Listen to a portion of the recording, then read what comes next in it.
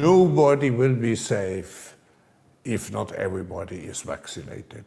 Are you vaccinated, if I Yes. may ask? Yeah. I mean, I'm very pro-vaccination. Yeah. I believe the science is unequivocal. Can you imagine that in 10 years when we are sitting here, we have an implant in our brains, and I can immediately feel, because you all will have implants. Just think of sensors planted into our brains. Basically implanted in your skull. So, but it would be flush with your skull. So you basically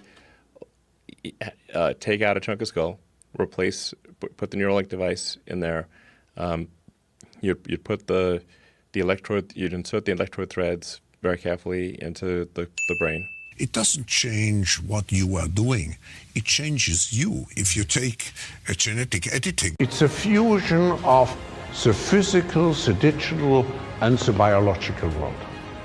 That's really the essence of the fourth industrial revolution. A merger with biological intelligence and machine intelligence. An effort for man to merge with machine in a healthy way. Yes. To beat machines, you basically have to merge with machines. Most likely, yes. As work is changing, is a universal basic income really a solution to this problem? I think ultimately we will have to have some kind of universal basic income. And I think some kind of a universal basic income is going to be necessary. Decarbonization of the economy. Where are they traveling? How are they traveling? What are they eating?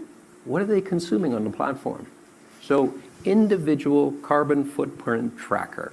Stay tuned. We don't have it operational yet, but this is something that we're working on. I mean, my top recommendation, honestly, would be just to have a carbon tax. This global reset is necessary.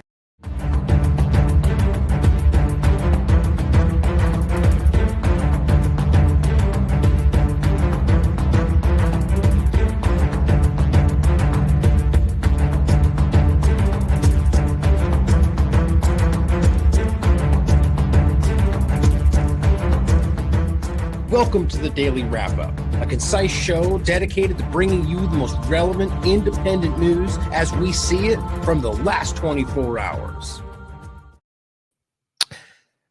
Tuesday, December 24th, 2024. Thank you for joining me on this holiday, I guess not weekend, but holiday, what would you call it? Break from normal timeframes. Thank you for joining me on December 24th as you're preparing for Christmas tomorrow, enjoying your Christmas Eve with your family. And I don't expect that we're going to get the usual engagement because I hope people are taking a break from all of this. Now, unfortunately, well, I shouldn't say unfortunately, but just by nature of what I do, it's very difficult for me to pull away from some of this stuff. And yesterday, basically, if you haven't watched yesterday's show, I ended up taking longer, which shocker, I know, I took longer than I expected, and ultimately had a whole part I wanted to cover in foreign policy that I knew that if I left aside until after the 25th, that I would ultimately lose.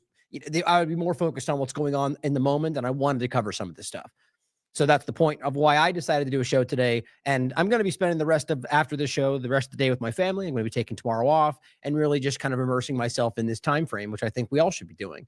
And I mean, in general, I'll start with some of these things. I said a lot of it this morning, and I wake up and I said some yesterday, so I don't want to be too repetitive about it. But just, and you guys have followed this platform. You know my opinions. I say this every year, and what I believe is important about this time.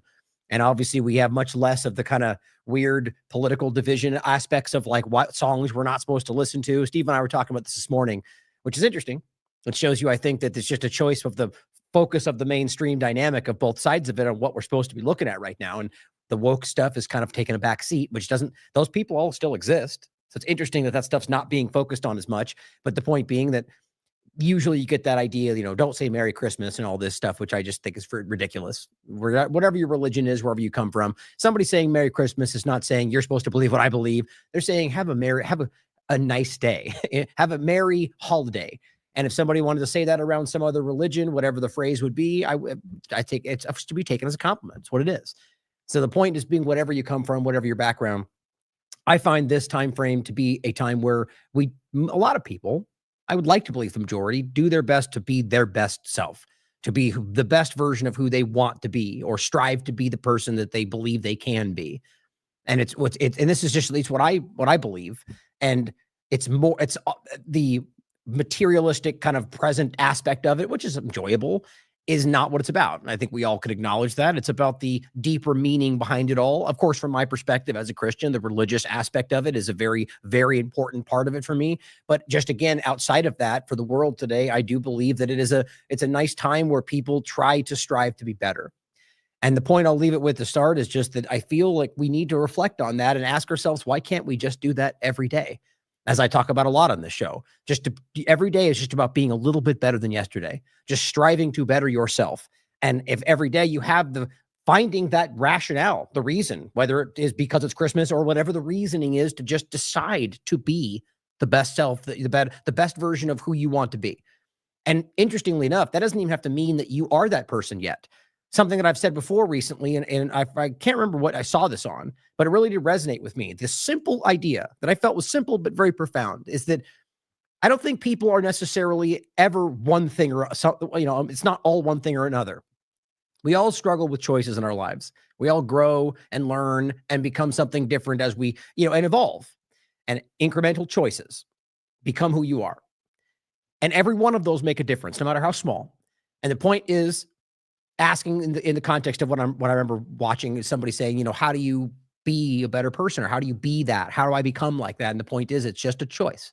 You just make a choice to be a better person, to be good, to open this or be there for this person, or to take the action you argue as being a better person. And the person asks, well, what about tomorrow? And he goes, you have to wake up tomorrow and make the same decision again, right? You have to wake up every day and decide to be what you want to be. It's simple as that, but it's also in a way as complicated as that. It's not just the inherent concept. It's that you have to make a choice to be that person. And the point then becomes that whether or not you are that person, you can still act outwardly as a good person. And the point then becomes that eventually, without noticing it, it just becomes a part of your nature. It becomes you. And I think that's what we are as human beings. It's just about these choices. The striving to be better becomes better. You are better now because you then embody those things that maybe at first you were kind of faking it to make it, which kind of is the reality of how the way the world works. I've gone through so many things in my past where, whether careers growing up or jobs I've had where, I really didn't know as much as I maybe projected that I did, in the context of like when I first got a job in the restaurant or so on. And then, but you like, I had a chef that told me that. Funny story on a quick side note is where this is one of my favorite chefs going through culinary school at the Culinary Institute of America in Napa Valley. He said, basically, he'd walk around and ask, be like, do you know what you're doing, chef? And most people were young and we're new and we're not, we're trying to learn. And we would go, I'm not sure. What, am I doing something wrong? And he would be like, wrong answer. The right answer is yes. Always yes. Like, the point is, you're projecting that kind of, control. As a leader of a kitchen was what he was trying to instill. And the point was, the answer is always yes. Do you know what you're doing? Yes, I do. And it's not necessarily that you go forward not knowing what you're doing and you hide that, but it's about it's about a moment in trying to teach something and trying to project that. And that's the idea that we're talking about, is just choose to be that. Choose to be that person, aim for that. And if you fall short, that's okay. Wake up tomorrow, make the same choice again. And I think that doesn't have to only happen on Christmas. So I thought that was something nice that it's something I'm always bringing up in this time frame, but I thought I'd reshare that with you today. Now, I wanted to start with, so today in general, what we're going to do is follow up on something I think is very important. And this has to do with the thing we discussed yesterday, which is DARPA's xAI program. And now, interesting timing, today, there's a new report about another, I think, Series C, or one of the, not the original, but one of the secondary series of fundings for xAI, the lowercase xAI, totally not the same as xAI from DARPA, we're told, even though there's about a month and a half or a couple of months difference between the ending of one and the starting of the other. And now we just got more, I think, $6 billion of more funding for this program, which weirdly seems to have the same exact direction. So we're going to go over I think the obvious transition between one to the other, just like pretty much every other program that gets presented by some kind of technocrat, some kind of totally not government-connected entity in the Silicon Valley field. And then you take a step back and go, weird that DARPA was working on basically the exact program with a totally different name. And then they stop that, and this starts over here. How many times do we need to see that happen before we realize how this works? I think that's important. Now, we're also going to talk about some other interesting points within that follow up from shows, the stuff we pretty much talked over the last couple of days, point about censorship. And then the large point today in general is about as I think I titled it, Haaretz exposes sadistic nature of the IDF, which at this point, I'd imagine most of you have seen some of these articles, but I'm hoping, because it's been out for a few days and I've kind of had it on the side, and it's really important to see. And I briefly pointed it yesterday. we're at a point now where this is not about debating who's right or wrong. These are IDF members that are on the record, and some of them before October 7th, outlining how they sadistically broke the arm of a child because they just thought Palestinian children shouldn't be alive. Like, these are quotes from IDF leadership. And we're still acting like we're debating whether this is happening. I mean, it needs to not just reflect on the people that we're pointing to, but the power structures knowing that's happening and going out of their way to gaslight you into thinking it's not. Or even worse, to thinking that it's the right thing if they do it. It's pretty horrifying.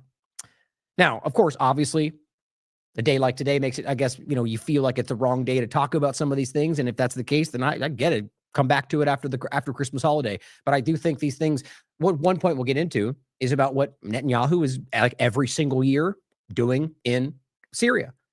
Attacking Christian locations and bombing and burning down Christmas trees, taking action that is directly meant to hurt Christian populations while then projecting to the world that he stands with Christians. Happens every single year, and it makes me sad.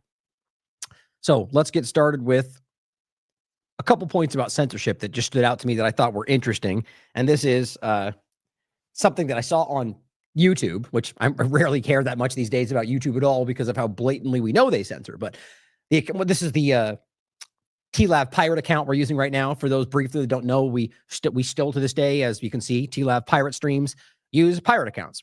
After they deleted our main account with over 100,000 followers and then the secondary account with over 50,000 followers, I'm just like, I'm done playing this game, like I am with all of them for that matter. If Twitter had never let us back on, I'd still be using pirate accounts on Twitter, which we were. The point is that people give me access to their login, which used to be pretty taboo and still is, because obviously if I'm dishonest with it, I could use this. The point is, it's people out there that ultimately have like a random account they never use. It's not like they have some big business that I could hurt. And I ultimately tell them, you could lose everything. You could be censored. They could block you off Google products like myself, but they want to support us in getting the message out. So this is just one of those many. What's funny about it is this idea is really interesting. And even James Corbett leaned into it. I know that Richard Grove started doing it. Man, this is something I created. And if this was something that was allowed to be viral, this is a viral concept, in my opinion. The idea of circumventing the censorship structure in a way that is like a community-led, like organic rise up. Like it's interesting, but because it's TLAV, it's me. Ryan Cristian is not allowed to have that kind of reach. That's what I think anyway. I mean, it's happening all over the place. I think where we get amazing content out, or we write articles that go out through TLAV and then it gets posted on other great websites, by the way. But then everyone decides to focus on those websites, which, okay, maybe it's me. Maybe I'm the reason people don't want to look at it. I don't know. For me, it's all about the information, right? If it has to be that I have to pull myself away from it to get the information out there, then maybe that's the case, which I'm not saying I'm going to do that. But the point is, this will never go away. The problem is I just don't know why that's kind of the case. But anyway, on this point being, they're censoring us on this platform. And the last show we just did, Trump to squeeze aid going into Gaza, which I'll point out a second again. And look what it says. The following content may contain graphic or violent imagery, which I don't even remember if we shared something that would be arguably violent or graphic from like the Israel conversation. It's certainly possible. But my point is that, who else shares this stuff on a regular basis? Lots of major partisan accounts or corporate media accounts.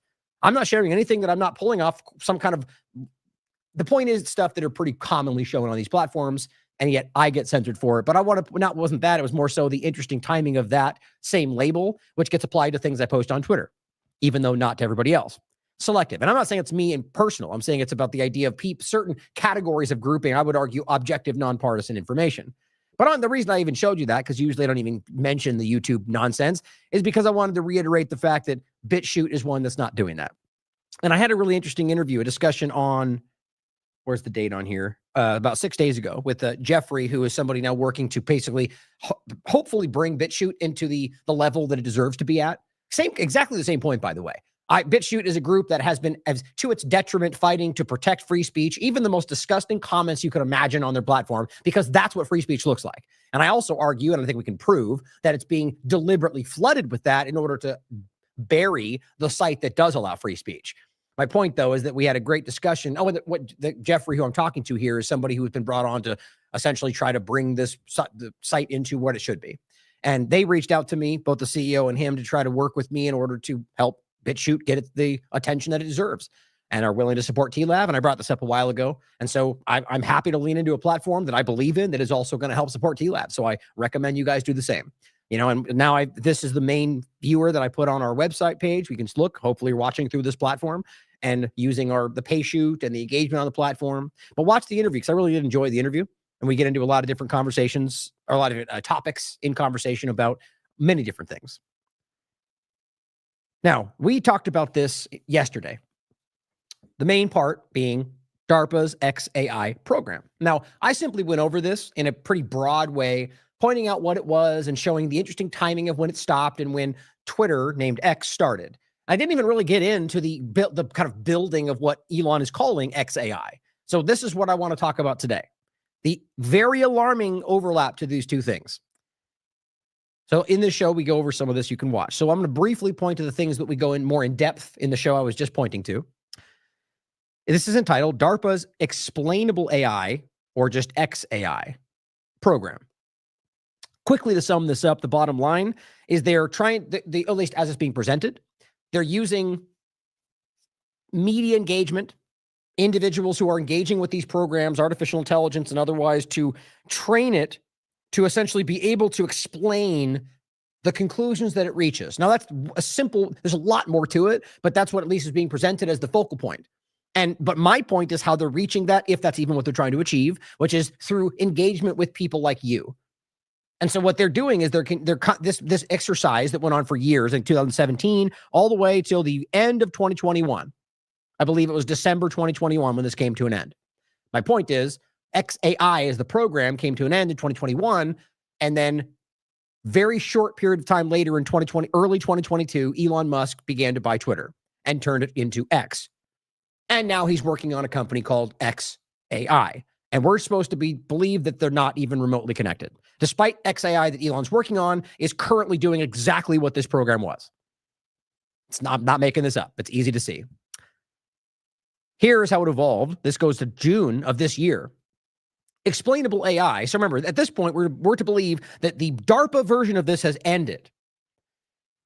This is somebody else working on this explainable AI for mental disorder detection via social media. And what it's talking about in here is exactly what that discussion was from DARPA, but now extending it out to not just individuals engaging, but using social media to do so. And using that social media to not only reach explainable information, or why they came to the conclusion they did, but insofar or in the pursuit of diagnosing you for potential mental illness, which seems like a lot of interesting and alarming intertwined agendas right there. Now, this one is an ongoing one, deadline being March 2025. And this gets into all of the same things we just talked about, including social media, including xAI, explainable artificial intelligence, and even goes a step further and does it with digital twins, which is like the metaverse. Like having I'm not going to go into it again because it's a complex. The point being that in today's world, I'm of the mind that I think it's easily proven or shown to be like a scientific study, more than one. Or more so, I mean, I think there are studies about it, but more so like an outline of the direction. Like basically the point is, technologically speaking, that you have digital twins of like a model. You could take a small town, you could take the entire world, or take our country, where you have digital examples that represent every person in the model. And then they continue to accumulate data about that person, the twin of you. So there would be a digital twin avatar of Ryan living out its life based on the model they've given it, based on the algorithmic directions it's given. And they enter in more information, the more they scoop from me, and the more they scoop from me, the more that digital twin becomes basically identical to what I am and what I do. Now, obviously, there's going to be deviations, but the point is, through that, you can effectively predict, using machine learning algorithmic models, what I will do next Tuesday at 3 p.m. based on at least how much they know about me. So if I'm one of the people that are constantly engaging on social media, checking in everywhere, or they can at least just track where I am and what I'm doing based on my phone and what I'm engaged with, and the fact that I'm not protecting my data, not using VPNs or whatever else, well, they scoop up literally everything I'm doing, and they can then track where I am at what time every day over the process of 10 years if they wanted to, and then use that to mathematically deduce where I might be next week. Now, that's just one application of this stuff. Now, that's not even what they're getting into here. They're just simply saying using some model of like that, digital twins, in order to basically find optimizing health outcomes through explainable AI. So, I mean, guys, if you can't see how alarmingly this merges with the Great Reset, the metaverse, all these different things that we were super attuned to during COVID-19 and is now being spearheaded by the current administration, I don't think you want to. And I understand why you wouldn't want to. Now, this is where it gets even more alarming. So this is December 24th, 2024, today. Elon Musk's xAI with a lowercase x, right? So xAI with a capital X is DARPA, and that's no longer here. We're told that doesn't exist anymore, at least not in the study that connects to DARPA, but the research that it produced is still just out there for people to continue to work on. So he starts xAI with lowercase x. After, by the way, starting X, or rather turning Twitter into X, which also connects back to his X Corp, which connects to the other, it's like these things all trail back together to the whole technocratic direction and the PayPal mafia and Peter Thiel and all the rest of the stuff we've talked about. So Elon Musk xAI raises $6 billion in fresh funding. Says we are going to need a bigger compute. Oh yeah, this is right here. So it says Elon Musk AI has completed its Series C funding round, raising a total of $6 billion. Now that's on top of like $50 billion from the first two. It revealed in a Monday blog post. Now it says Musk's artificial intelligence company. Again, so realize we're talking about an artificial intelligence company. And DARPA was building an explainable artificial intelligence. He said this artificial intelligence company said the participants included A16Z, Sequoia Capital, of course, Morgan Stanley, of course, BlackRock, of course.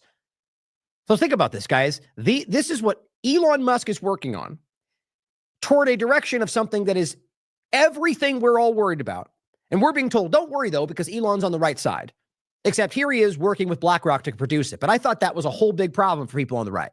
And it should be for everybody, by the way. But I guess it doesn't matter when you find that connection to Rumble or Elon Musk. We just omit that, which shows you the hypocrisy of it all.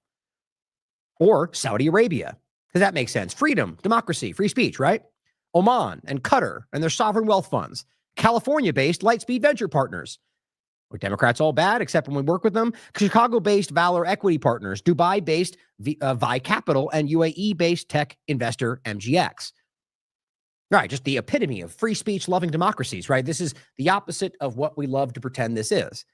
Or they do anyway. xAI added the chip makers, NVIDIA and AMD, took part as strategic investors and, quote, continue to support xAI in rapidly scaling our infrastructure. Interestingly overlap with the conversation about chips and the CHIP Acts and all the different things we've talked about. I'll point to David Icke's meme he put out about this, or rather that he quoted from somebody else, where he just says an encapsulation of a psyop. And of course, we remember what was going on. That's why I started with that clip today. Klaus Schwab, I'll put microchips in your brain. Even said, within the next couple of years, you will have microchips in your brain. And we were like, no way, which we should be freaking out about. Elon comes on the field and says, I'll put microchips in your brain. They're going, yay, which it's it's simplified, but we all see that happening because we don't want microchips in our brain and we just want Elon to be the one saying he's going to do it. Pretty sad to see how simple this is.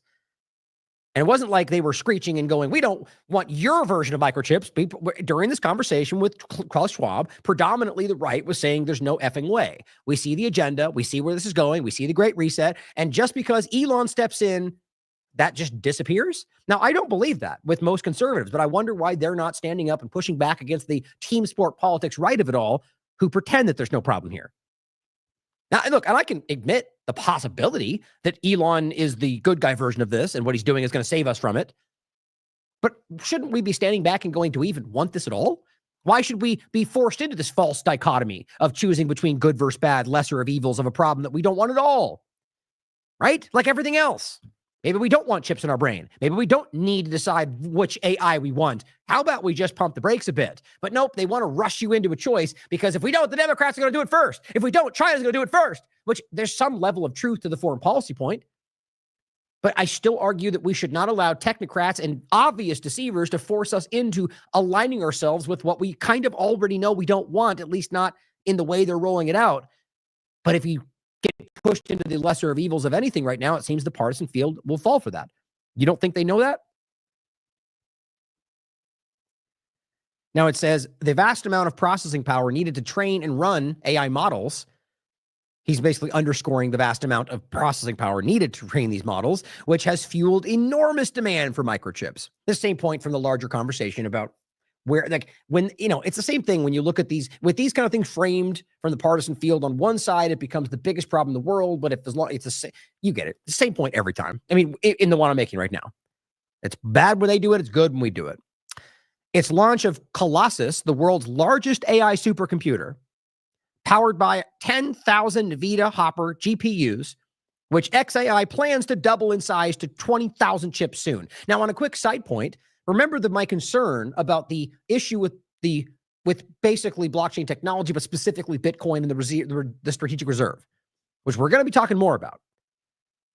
So when they're rapidly rolling this out, how long, if not already, by the way, and so they're able to accumulate 51% of the CPU power around this market, which then gives them the ability to literally lie to us on what's going on. They can create side chains, which then become the reality that we will never know was different from what was actually happening. So that then becomes the illusion of transparency using blockchain, which they've figured out a way to circumvent. Now, it's not all cryptocurrency or all blockchain, but it's specifically Bitcoin in this conversation.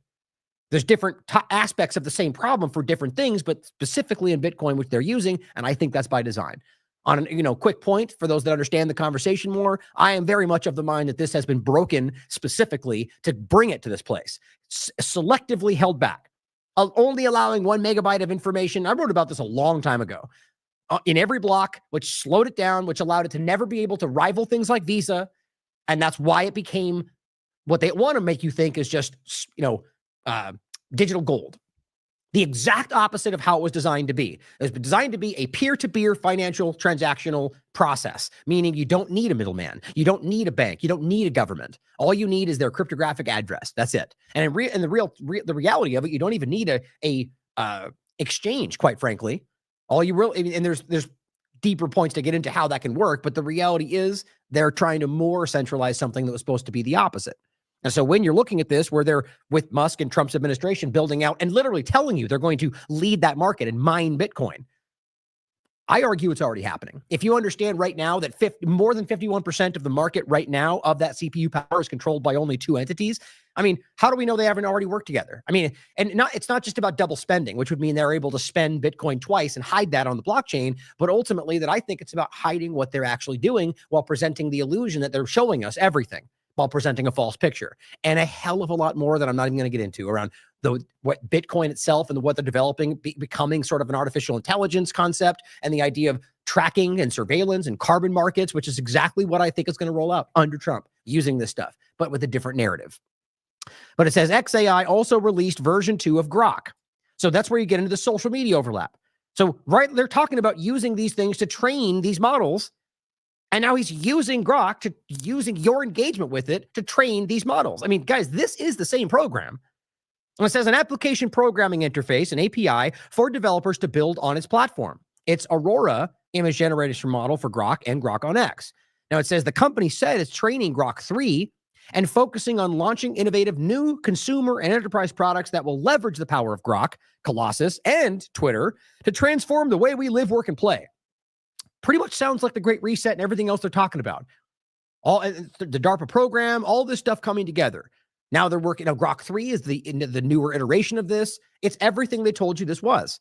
Now it says its mission is to understand the true nature of the universe. Let me make sure that was the end of it. Yeah.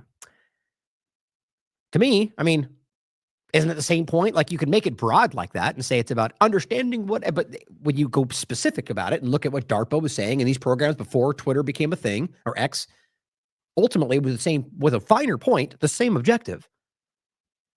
That worries me. I think it should worry all of us. Now, here's another one from further back. July 14th, 2023.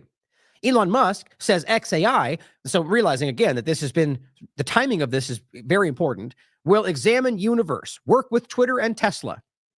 It says Elon Musk on Friday said the purpose of his new artificial intelligence company, xAI, will be to understand the universe. It says Musk announced the formation of xAI on Wednesday after accusing companies like OpenAI, remember that, and Google of developing the technology without considering risks to humans.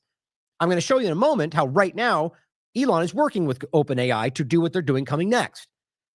So was it all just a bunch of hype pretending that they were building the wrong version so you could frame yourself as building the right version? So for them to simply merge? Good question. I'm hoping honest people can ask honest questions. And it says he said xAI would seek to build a good AGI. Is that not literally my joking narrative right there on paper? No, don't worry. And what is it? It's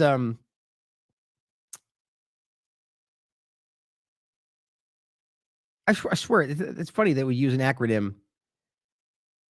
We're talking about an AI program, but I was trying to find the exact specific meaning for AGI. Let's see. See what it says. Oh, yeah, that's what I thought. So it's just general intelligence. So I think the point when they say AGI is meant to sort of mean like a sentient, or maybe it's you tell me in the chat what you think. When you're talking about artificial general intelligence, does that imply that it's more a sentient being, or does that imply that it's the other direction? I was in the impression that you're talking about when they're seeking an AGI, I think that's them trying to seek like the legitimate artificial intelligence. Give me your thoughts in the chat. Either way, the same point applies to this conversation. He said xAI would seek to build the good artificial intelligence as an alternative to Microsoft, Google, and OpenAI. Okay, make sure you hear that again, that we're building the good version to balance, to fight the bad guy version, which is OpenAI and Google. And he says AGI stands, oh, I'm so stupid. It's the second sentence right there. I just wasn't capitalized. AGI stands for artificial general intelligence and refers to AI that can solve problems like human. Okay, so I still, same question though. What do you guys think? Because just because it can solve a problem like a human does not mean that it's sentient, right? You tell me what you think. But it goes on to say the company will use public tweets to train its AI models and also may work with Tesla on AI software. So tell me how that's any different than what we just talked about. If they're using your public information via the social media platform to train these models in order to be able to work to explain it itself, like the explainable AI model was about trying to have a model that could then explain to you why it made the decisions that it did. Now, why that's important actually is because if it actually is, remember, we're all worried about somebody pretending this is something and then just simply pumping through its decisions and acting like AI is deciding for us when it's really just another powerful entity. But then it says, now, I mean, again, the fact that they're using your tweets to train this thing is one of the larger points. And it says such a relationship would have mutual benefit and could accelerate Tesla's work and self-driving capabilities.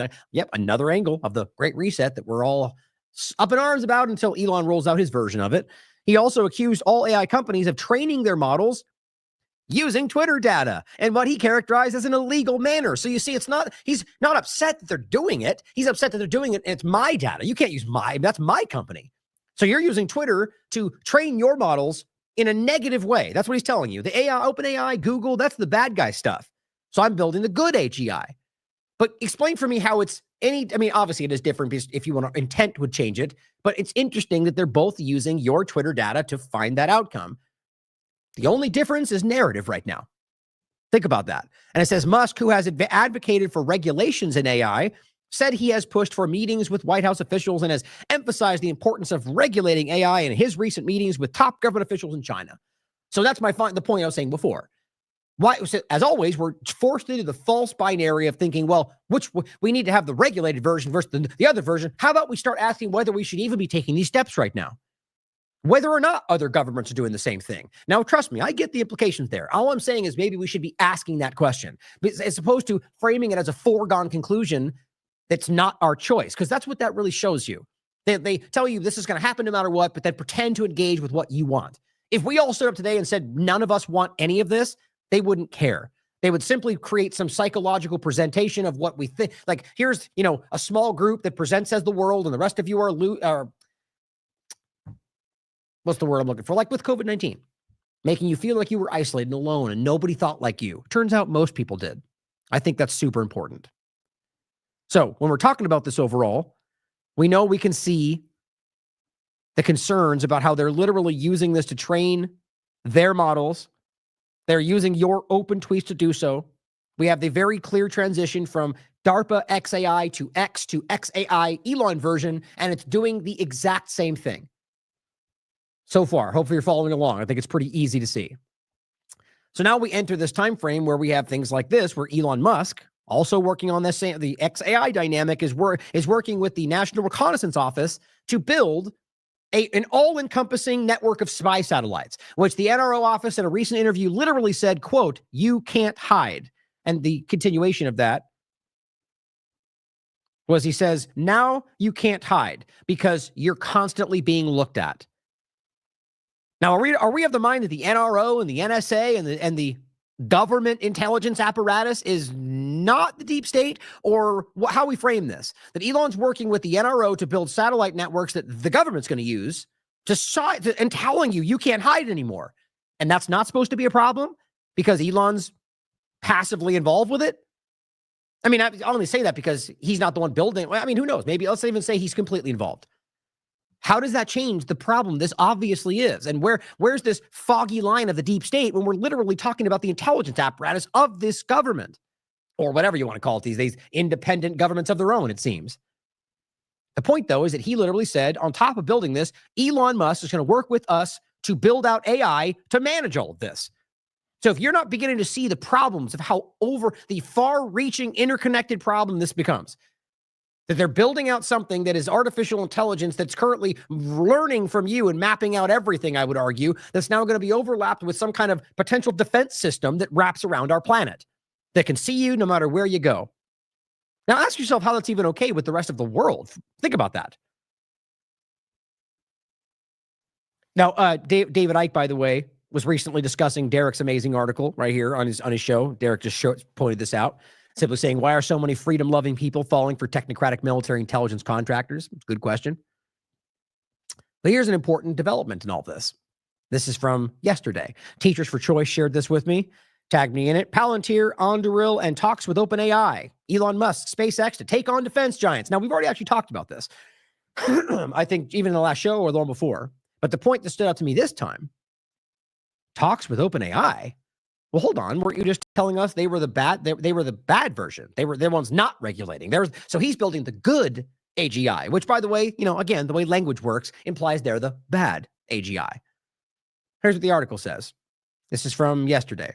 Palantir Technologies and startup Anduril Industries are talking with many other tech companies, including OpenAI and Elon Musk SpaceX, to form a consortium to jointly bid on U.S. government contracts. The aim is to take on traditional defense giants like Lockheed Martin, Northrop Grumman, Boeing, RTX, most likely with artificial intelligence-enabled autonomous technology. Great. So let's streamline the merchants of death and their ability to maximize how many things they can accomplish and how much weapons they can sell. Does that sound? I mean, how is that not? Is that an outsider fighting the deep state? Or is that a guy immersing himself with what exactly we see as the problem? Meanwhile, Trump on Sunday named Scale AI's managing director, Michael Kratsios, as the director of the White House Office of Science and Technology Policy. He will advise artificial intelligence and cryptocurrency czar David Sacks. Great. So you got David Sacks involved with artificial intelligence, cryptocurrency, and then you've got a guy literally working with Scale Artificial Intelligence, managing the White House of Science and Technology Policy. So these guys, who are also, by the way, why they're mentioning them, immersed with what Palantir and Musk and OpenAI are working. This is our government right now. This is technocracy. It's right in front of you. And it says Anduril has been developing pilotless fighter jets and other autonomous systems. It was founded by former Facebook executive Palmer Luckey and 3 Palantir executives. The incestuous relationship around all this is wild to me, and not in a literal sense, but just in the meaning of the word. Like, this is wild to me. And what we're seeing, and don't forget, Palmer Luckey is somebody that Whitney Webb has broken down in a lot of different ways that is interconnected, and it goes back a long way to the mafioso nature of this government, but currently in regard to look at how crazy that is. You've got Anduril, which is one of the AI companies that is aligned with, also named after like a Lord of the Rings reference, developing pilotless fighter jets, which is, another one of these aspects of the Great Reset. And this was founded by a former Facebook executive, Palmer Luckey, and 3 Palantir executives who are currently like a tick embedded in the current administration. It's wild. Now, Bill Ackman just tweeted this out. And this is what we referenced before. Same article from Financial Times. Palantir, Anduril, 2 of the largest U.S. defense technology companies, are in talks with a dozen competitors like SpaceX, OpenAI. He says, this would be the dream team, and no enemies can compete. I just read an advanced copy of the book is called The Technological Republic. Technocracy. What he's talking about. It's called The Technological Republic. Hard Power, Soft Power, and the Future of the West by Alex Karp. Alex Karp being this guy right here to the left of the guy in the blue shirt. Both Alex Karp and Peter Thiel, through their company Palantir, are openly supporting the genocide in Israel, using their artificial intelligence to murder people. It's not a joke. It's not even hyperbolic. It's literally what's happening. And if you need more information on that, you can look up both of them, really. but lavender being the more specific towards people, 972 magazine, the AI machine directing Israel's bombing spree in Gaza. This is what they're working on. So that should worry you when you're watching them build out something like this around the world, with these groups involved, with Israel playing an outsized role in the direction of how this goes. So here he is pointing back to Alex Karp, who, by the way, just in an interview, a very weird, uncomfortable interview that I think it was an Arbitron pointed out as imperial hubris, where Alex Karp is literally saying the only way we can be peaceful and happy is if everybody else is scared. And then goes on to argue that if you do something bad to us, whatever that means, right now, remember, he just said he dreamed about drone bombing people protesting Israel. So people doing bad things to the U.S., whatever that means, that we should hurt them and their mistress and their family and their neighbor. Like, unreal. These are the terrorists, guys. These are the people that are pretending we're fighting bad guys. Well, what they're exuding, what they're showing you is the kind of mindset we should all be fighting. And he puts out a book called The Technological Republic and the Future of the West, as they are embedded in Trump's administration. And it says they make the case for big tech working with the government on big tech problems, right? Like defense. Is the defense, is that a tech problem? I know there's tech involved with that. But it goes explaining how big tech abandoned our government and country when their workers protested defense-related business.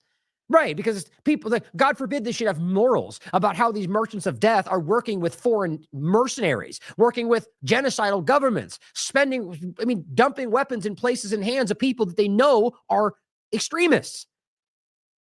But no, pointing these things out means you've abandoned our country. And by the way, of course, conflating government and country, because that's what's important for technocrats. Think of them as the same thing. It's not. The government is not the country. You are the country. They are supposed to represent you. The problem, though, is what they're trying to tell you is you have to do what the industry says is right.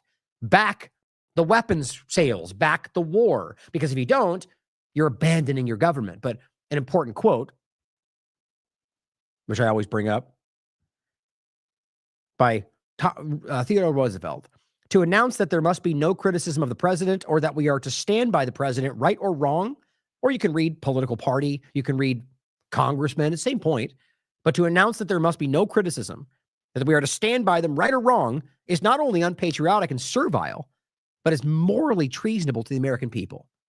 We have lost our way in this country, even if this was dishonest.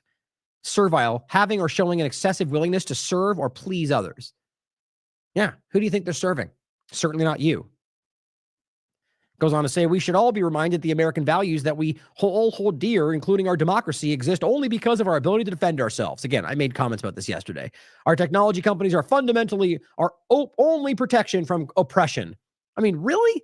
They're literally trying to conflate the general idea of technology with government.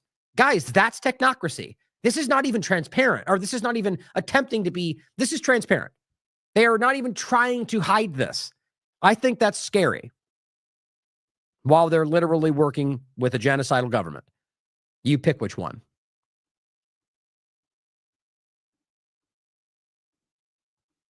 Now, in that same point, of course, I can't not include the point about Israel's complete infiltration of many different governments. In this case, the infiltration of the U.S. tech field in light of the Lebanon pager attack. All right, so think about what we just highlighted for you and what they're willing to allow. Why would we then allow them to build out a technological structure around everything? Doesn't that seem a little bit dangerous, knowing what these people are literally involved in, what they are okay with? That should be terrifying to all of us.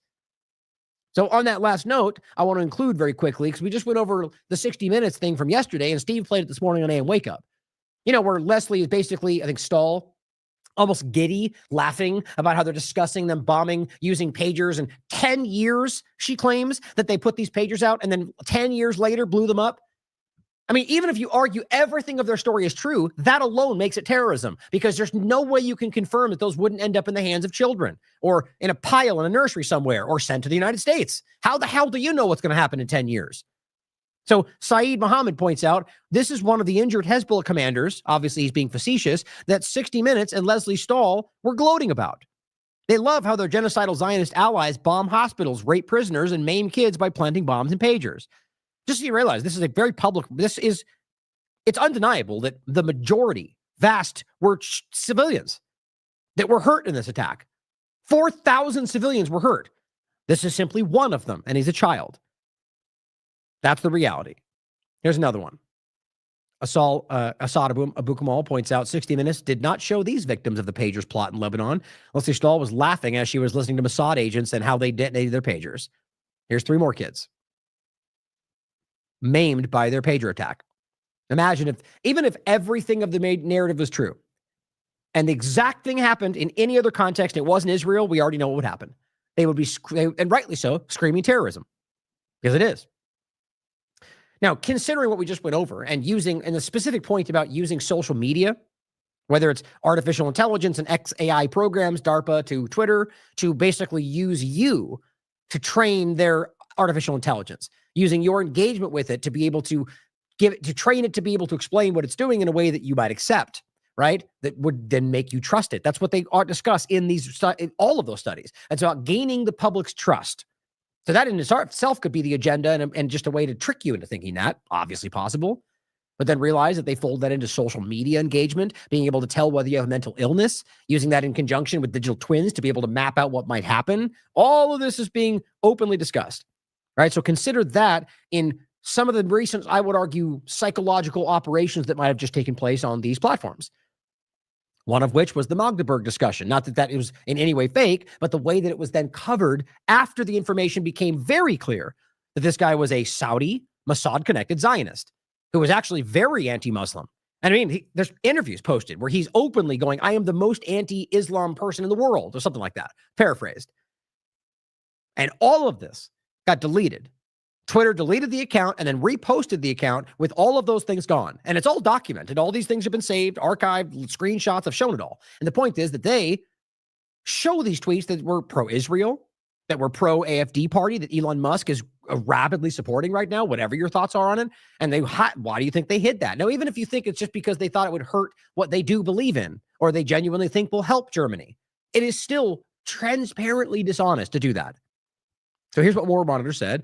He said this effer deleted the terrorist account Twitter, talking about Elon, the Twitter account, which had evidence via thousands of tweets supporting Israel, Judaism, and figures like Elon, which he was a big supporter of, and is now spreading the false idea suggesting that he did this in the name of Islam. So that's the craziest part about it, is this guy knows that's not true, right? So in wokeness is making this about, because right here's where, interestingly enough, some of the corporate media pointing what he was doing. Saying that he didn't like Muslims, saying that he was an ex-Muslim, saying that he was pro-Israel. And it is easily proven, okay? You could also point out that maybe he lied about all that, but my point is that that's what all the evidence shows.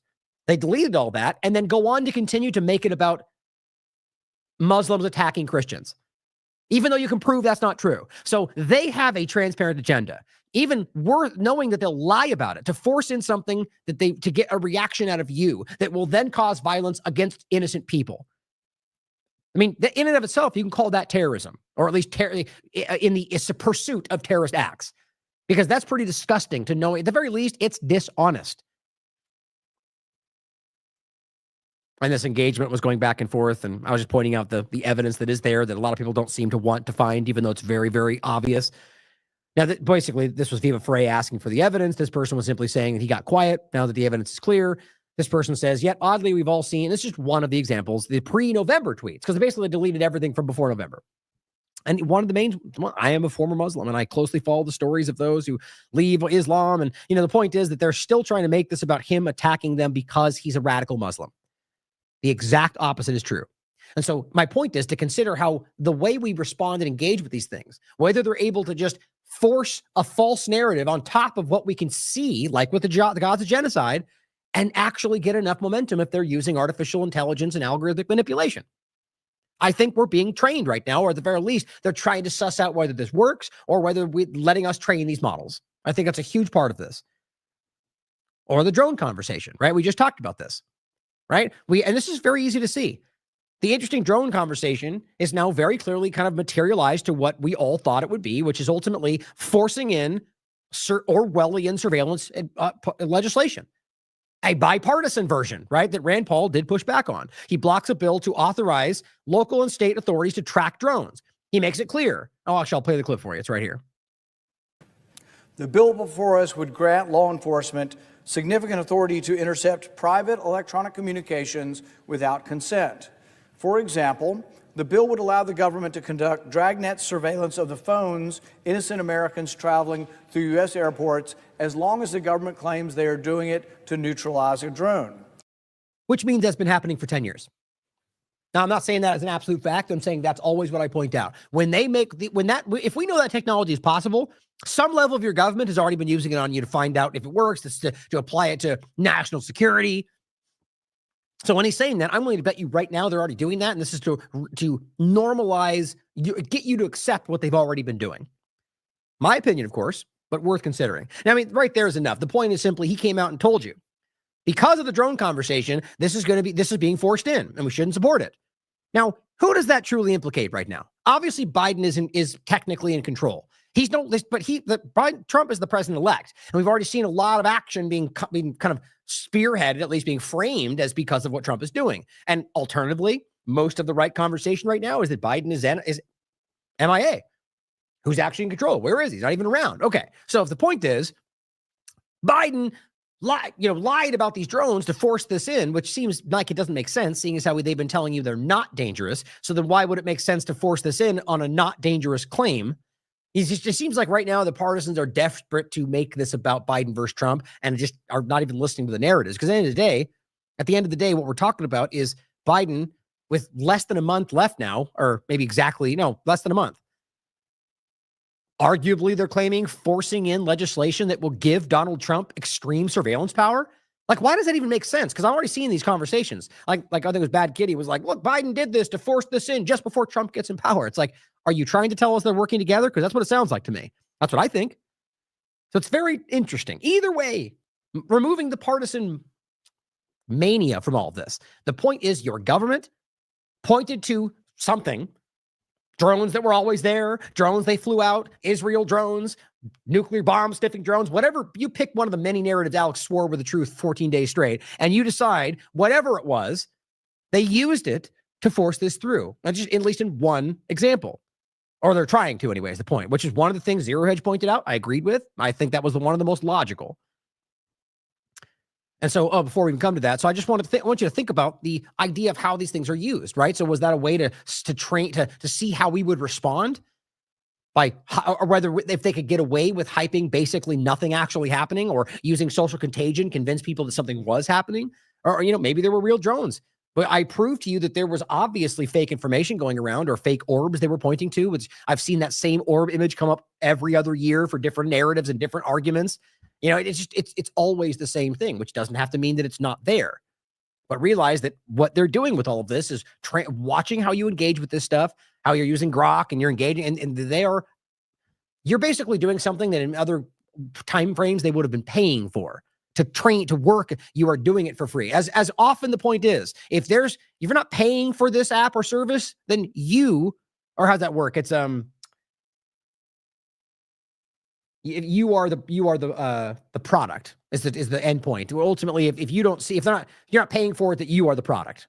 I think that's the right way to frame it. Point being that they're using you. They're your data, your engagement. You are what they're using to profit. So they don't need you to pay for anything. So it's just important to think about. And so the drone thing, just make sure you understand, has right now culminated in the idea that it's rushing in more control. Now, my point is the people pointing out the drones more than anybody have been the right. And so how does that make sense? You're saying they tricked all of the right to point to something that they then use to rush in surveillance powers that they give to Trump?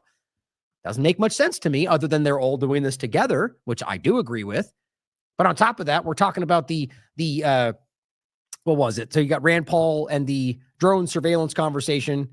There was another point I was going to make about that, which I just think is just fascinating. So either way, the outcome is more of what we all point to, from Palantir, the drone surveillance, the Israeli involvement, all right on the surface, and talking about biometric scans. This is all what Rand Paul is talking about is the drone dynamic surveillance, using these things for facial recognition. That's why I used one of those images today. And these are the companies involved with this who are benefiting from the narrative. So not only do you have the artificial intelligence angle, which I'm just framing today because that's what we started with, but you also have the real world application of this stuff, the surveillance aspect, the invasive aspect, the control structure, and all because they want to go, immigrants or random drones, with very little information to back up a lot of these conversations, usually rooted in something important and true, which is always how these things work. Now, lastly, on this first part, in the kind of context of how we're being played, I just want to point this out in the health dynamic. Andrea Lynn just simply says Trump's COVID response 2020 versus 2024. December 2020. We are delivering millions of doses of a safe and effective vaccine that will soon end this terrible pandemic and save millions of lives. It is truly a Christmas miracle. Or not, or one of the most deadly and dangerous and nefarious things we've ever seen come through. But are we really still pretending he doesn't know that? Well, let's jump forward. 2024. Operation Warp Speed saved hundreds of millions of lives. And she asked a simple point. Is the self-proclaimed father of the vaccine a complete moron who is still fooled? Or is he knowingly complicit? I really don't see another option. But many people just don't want to see it. I think that's very important to consider. And how this is all working in the direction of training you in very particular ways. Now, in the context of free speech, which is also a very clear overlap to the Twitter dynamic, as they're literally pretending to save something that they're absolutely actively destroying and are telling you they're going to, with the concept of anti-Semitism. And by the way, are currently censoring that conversation, or people that, cross certain lines, even though it would very much so be considered in the realm of free speech. Just like listen to what Ted Cruz says here. Exactly to a T what Trump has said many times on the campaign trail. Enforce the law, especially against universities across this country. Now, I want to say first, by the way, this is how they get the Republicans to buy it. Some that might push back. Will enforce the law. Okay, first of all, and that's what they go, all he means is when they break the law. Well, no, that's not what they mean, because they've been very explicit about but people going after Israel, or anti-Semitic protests, or Jew haters will get out of the country. End of sentence. Let's not be childish about this. Either own it or don't. The point is, you know what they're saying, and that is protected, no matter how gross those opinions may be, under the idea of free speech. They're ideas. You can express what you want, but when they say the law, they want you to pretend that, well, he only means like the violence of it. And that's not true. But even secondarily, are we aware that laws are simply if they are repugnant to the Constitution via the Supreme Court ruling of Mayberry versus Madison, they are null and void. I could point to plenty of examples. I simply argue that shows how broken this country is, rather the government is, no longer cares about the Constitution while pretending to use it. So the problem is that we're in a position where we have laws that are unconstitutional. Well, so when he says the law, well, all he means is we're going to, and they already have some, pass a law that says anti-Semitism is a crime. They're already doing that, mostly led by Republicans. Okay, so that's important to think about. So that, by the way, would be a violation of your free speech, which would mean it would be null and void. They're going to enforce it at the barrel of a gun. But think about what that means. And so as he goes through this, just recognize that he's telling you, we are going to censor your speech for Israel. And yes, he also means violence and everything else. But yet, if you are of the mind that they are not going to go after you if you simply say Israel is a killer, Israel is murdering Palestinians, or let's just say you say something actually racist, it's still free speech. Are you going to be arrested for saying something racist about Russians? Probably not.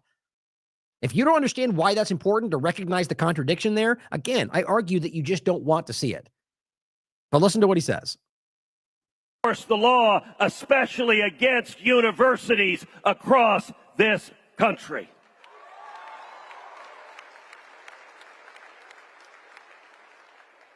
The anti-Semitic protests we've seen at universities will end next year. Right there. I mean, that's pretty damn simple. So now you can't protest if they claim you're anti-Semitic, and we will shut you down, violate your rights. But let's also recognize that just because they claim it's anti-Semitic, who decides that?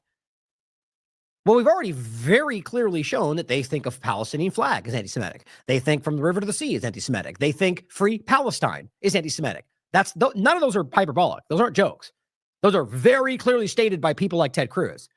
So if a flag that is a national flag of Palestine, or simply saying free Palestine, then gets contorted into kill all the Jews, and that becomes then you're racist, which means then we can shut your protest down. Well, you recognize that has nothing to do with anti-Semitism. That has that to do with them shutting down a protest they disagree with. and will use that excuse however they see fit, which is basically the 101 Zionism the go-to reaction of Zionism. I was going to say like 101, like, basic reality that they scream anti-Semitism over anything they don't want you to see, including murdering children in real time. If you violently protest, if you threaten your fellow students, you will be arrested, you will be expelled, and if you're a foreigner, you will be deported. Yeah, that, by the way, hey, Ted Cruz, that's also called the law currently. Right? Okay. So yes, I get it. There are examples that both sides, by the way, that aren't enforcing the law all over the place. But does that mean we pass new laws then? No. The point is enforce the law, which is in one way what they're trying to argue. What these people, the college professors aren't enforcing the law, but we've already proven very clearly that all they're doing is conflating things that are very clearly protected under your constitutional rights with something that's racist, which even then would still be protected, and then claiming and the last part was, you will be deported. Oh, yeah, the law is already being in place. Like, so again, what he's saying is violence. So the first part was clear. And then they follow up with this to try to make other people think all he means is the violence. Okay, what about all the Zionists that were being outwardly, rabidly violent on video and nothing ever happened to them? But it's applying it one-sidedly. But the point would be that anybody, left or right, Palestine supporter, Zionist supporter, or Israeli supporter, if they commit a crime, then arrest them. But what they're trying to claim is that we'll shut down these anti-Semitic protests because they're violent. Apparently, they're sentient. Apparently they're shoot. I got the word sentient in my mind. Psychic. How in the world are you going to know that? And overly, the vast majority of information has already shown that these people were almost entirely nonviolent. And most of them were run by Jewish organizations. They never want you to know that, though, like Jewish Forces for Peace. They were the ones that were largely funding and spearheading, in particular, the ones that they were highlighting, like Columbia University.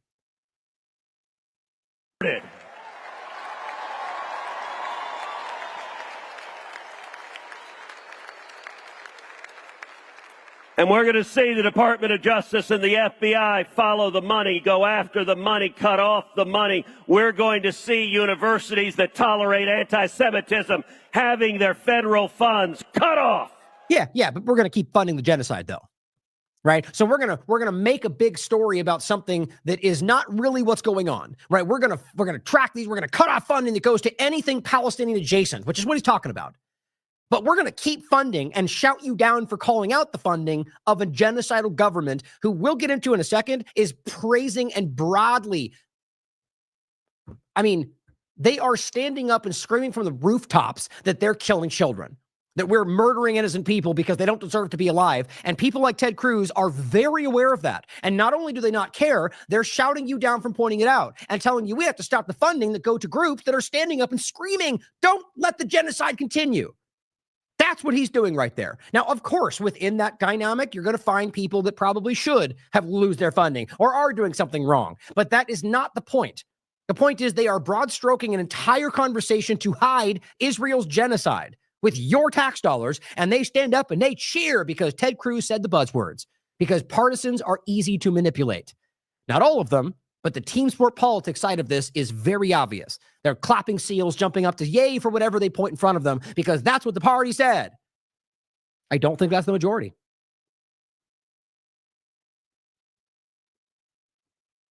And then Bill Ackman says this: I like this straightforward approach. Of course he does. Why did we have to wait for a new administration for this to happen? It's all these people have an agenda like crazy right now, and which is always about trying to go Biden bad, Trump good, because they're incredibly benefiting from the Trump administration. So, and that's not good, bad. Biden's just as bad as Trump. But the point is they're benefiting from what's going forward. So why didn't they do it then? We're going to do it now because we're the best. So it's all good. I simply said when he asked why, I said, well, because some of us still believe in free speech. Now, of course, that's not to say that Biden does. My point is about anybody who does recognize this is a problem. Like, why did we have to wait for this to happen? Maybe because some people were still saying, wait a minute, isn't that a violation of our rights? But Bill Ackman and Ted Cruz don't care about your rights. In fact, they care more about protecting Israel than American rights. So this is your Make Israel Great Again moment, guys. Recognize what's happening. Zachary Foster responds to Ted Cruz. and says, if you think baseless hatred is a problem on university campuses, maybe start with the leadership. A dean at, which one is this? Regent University, named Michelle Bachmann, has openly advocated for ethnically cleansing millions of Palestinians from their homes. Here's just one example.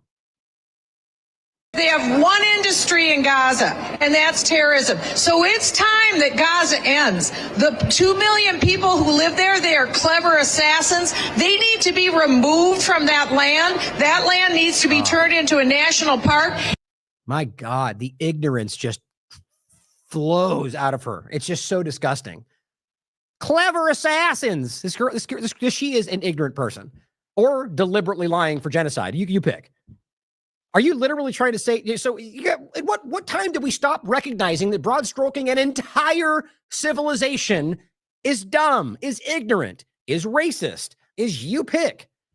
Every single Palestinian in existence are clever assassins. Why don't people stand up and yell that you're an idiot, that you're disgusting? Because it's an agenda, and people in this room are in line with that agenda. Or at least Charlie Kirk's show. And he's right. How is that not the same thing? It doesn't even matter if you want to argue that they're all violent. You're literally talking about an entire civilization and saying that they shouldn't exist. It's just rank hypocrisy right on the surface. And it's and the point is, many of them know that. They just argue that it's okay because we're right. Welcome to the partisan world.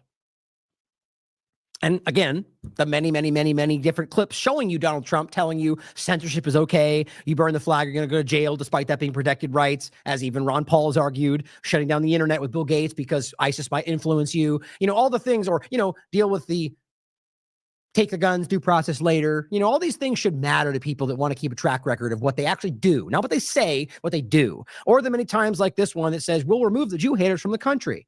End of sentence. There's no way to misunderstand that, guys. You can hate what you want. And in fact, what they're talking about is people that are simply pro-Palestine. I'm not going to say somebody who randomly hates a Christian or a Jew just because their religion is a good person. I think they're disgusting. But you have a right to feel how you want to feel and express what you want to express. It's amazing how Republicans, of all people, are the ones not pointing that out. And here's just one of the clips showing you why Donald Trump might be taking this path. Because he's of the mind that the Israeli government is supposed to control Congress. Very real. You know, the biggest change I've seen in Congress is Israel literally owned Congress. You understand that 10 years ago, 15 years ago. And it was so powerful. It was so powerful. And I think you know exactly what I'm saying. They had such power. Israel had such power, and rightfully, over Congress. You know, Israel was the most powerful lobby in the country 15 years ago. Today, between TLAV and AOC and all of these people, what they're doing, Israel, they don't have the backing that they once had. You'll give it to them. Yeah, I'm good. Yeah, he's good. Yeah, obviously that's the reality is they do more than I think I've ever seen, but they've lost a lot of it because of the genocide. But just recognize how shocking that is. That it rightfully so. Why you would argue a foreign country rightfully should have control over our Congress. I don't understand why Republicans can't see how that's a problem. I mean, I shouldn't mix it up as often as I do. I mean conservatives in the way I break that down. When I say Republicans, I generally mean the people that don't care about the truth, and I know there's a middle ground in there. My point, though, is that there's a lot of good people out there that genuinely want what they have been tricked into thinking Trump is going to do, in my opinion. But when you come across something like this, or the endless amount of information that shows the same thing, I just don't know why they can't see what that shows you. Now, in an interesting overlap, Rotmus shares this deranged, and I do think Sean Penn is kind of a maniac, but he says, the article is, Sean Penn compares Trump supporters to Al-Qaeda, says Trump is bin Laden. Now, for all I know, that's an article from like 10 years ago. It's how they tend to roll in the partisan media. But either way, it's not about the time frame of it. The point is about realizing what that shows. Sort of like calling anybody in a red hat anti-Semitic, or you're all Nazis because of the trucker rally and they had a red hat, or whatever it is.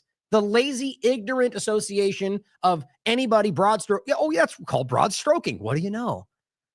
You'd think people who just got done being broad stroked as anti-Semites might reflect on why they shouldn't do that to another group. But my point is, it's not the conservatives doing that. It's the team sport politics Republicans driving the agenda, and too many conservatives are going along with it. It's the same damn thing that happened during COVID-19, where you had too many Democrats driving aggressively that we should all blindly support the agenda. And there was a lot of liberals that I engaged with myself that were very uncomfortable about it, that were calling these things out, but they chose to fall in line in a lot of ways. And it's the same dynamic. My point is, Elon Musk says Trump won a majority of the electorate, which does not mean what they love to pretend that it means, by the way. So Mr. Sanity here thinks a majority of Americans are Al-Qaeda. No, that's a false equivalency because first of all, and his point is incorrect, and I'll show you what I mean with that, comparing what I'm saying. But first, realize Trump did not win a majority of the electorate, okay? The majority of people in this country do not vote. Every single year, the majority of people are people that do not participate. Every time. And then within the people that do, the majority of them, somewhat 40-something% almost every time, are independents. And then you get the breakdown between left and right. And that's supposed to represent the whole country. That's how broken this is. So no, he did not win a majority. He won I think it would be what do we call it, a plurality of the people that voted. Because realize the electorate, it means people who are registered to vote, right? Entitled, no, it says who are entitled to a vote. So that means every American who is over 18. Okay. Or rather, with some caveats, I guess. The point, though, is that was not the case then, seeing as how most Americans do not. But then he says he thinks a majority of Americans are Al-Qaeda, but that's not even remotely true in the context of the information, seeing as how all he did get was a small percentage of the people who voted left and right. Interesting. But then on top of all of that, let's realize that not everyone who did vote for Trump, even within that, is even truly supportive of Trump. They all, I saw more people than I've ever seen in my lifetime in this conversation before the election were going, God, they're both terrible. I just don't know what to do, but I think she's worse. That's not the same as pretending that they all went, yay, Trump, save our lives. Like, that's what these people are desperate to push forward. These sycophants for the next direction of technocracy with Trump leading the charge, like Elon Musk, are trying to convince you every day that everyone's on their side. It's just like the COVID-19 and the left. It's the same damn thing. Or rather, your government. So when they say they think you're all a majority of Al-Qaeda, maybe you should stand back and ask again to the first point. Doesn't that seem familiar? Right? Doesn't it seem familiar when you're currently calling the left a bunch of Muslim extremists, or rather supporting of terrorism in the Middle East, or whatever it is? The broad stroking is going in both directions. And apparently, if you can't see that you're only getting one side of it here, again, it's a choice to not look at it. Recognize how easy it is to broad stroke an entire group, and they use that to keep you divided. They want you fighting the other side. They want you to think it's the bad guy Democrats trying to fight the good guy Republicans, and all they can do is get you in the middle instead of you standing back and looking at what your government's doing around it all every single day. And right now, what's going on in Israel and Gaza and Lebanon and Syria is still easily the most important thing happening in the world. And it is transparently, just horrifying. So it just doesn't even come close to doing it justice. So the last segment, which is a lot here we're going to get into, is about the idea of what they're doing and the IDF members admitting publicly what they're doing. And yet we still can't seem to acknowledge this, or the power structures can. So I first want to point out, I think this was the one. Oh, it was first some points about Syria, actually. But so I want to point out that we just did a show on the 21st. If you don't remember, and you don't see us talk about this, Trump has already at least publicly stated that he is going to go back on his promise from Ukraine, that he's going to continue funding the Azov movement. He said that publicly. Oh, yes, he could change. That's always the case. But right now, the accurate reporting is Trump has reneged on his promise to end the war on day one. If you're going to keep funding Ukraine, that very much so, that's going to go the opposite direction, because Russia is not even remotely losing in this dynamic. At the very least, they're not, it's going to be, if you let this keep going, especially with U.S. support, it's going to take a lot longer than they would. It's not going to end on day one. Let's put it that way. That is and they're not framing it that way. They're going to go, well, giving them more weapons will help it end faster. Okay, so you're just basically trying to move the goalpost like we told you would. The reality is that's not ending it on day one. It's going to continue to fund it just like we promised he would, sadly enough. I hope I'm wrong. I hope it changes when he gets there.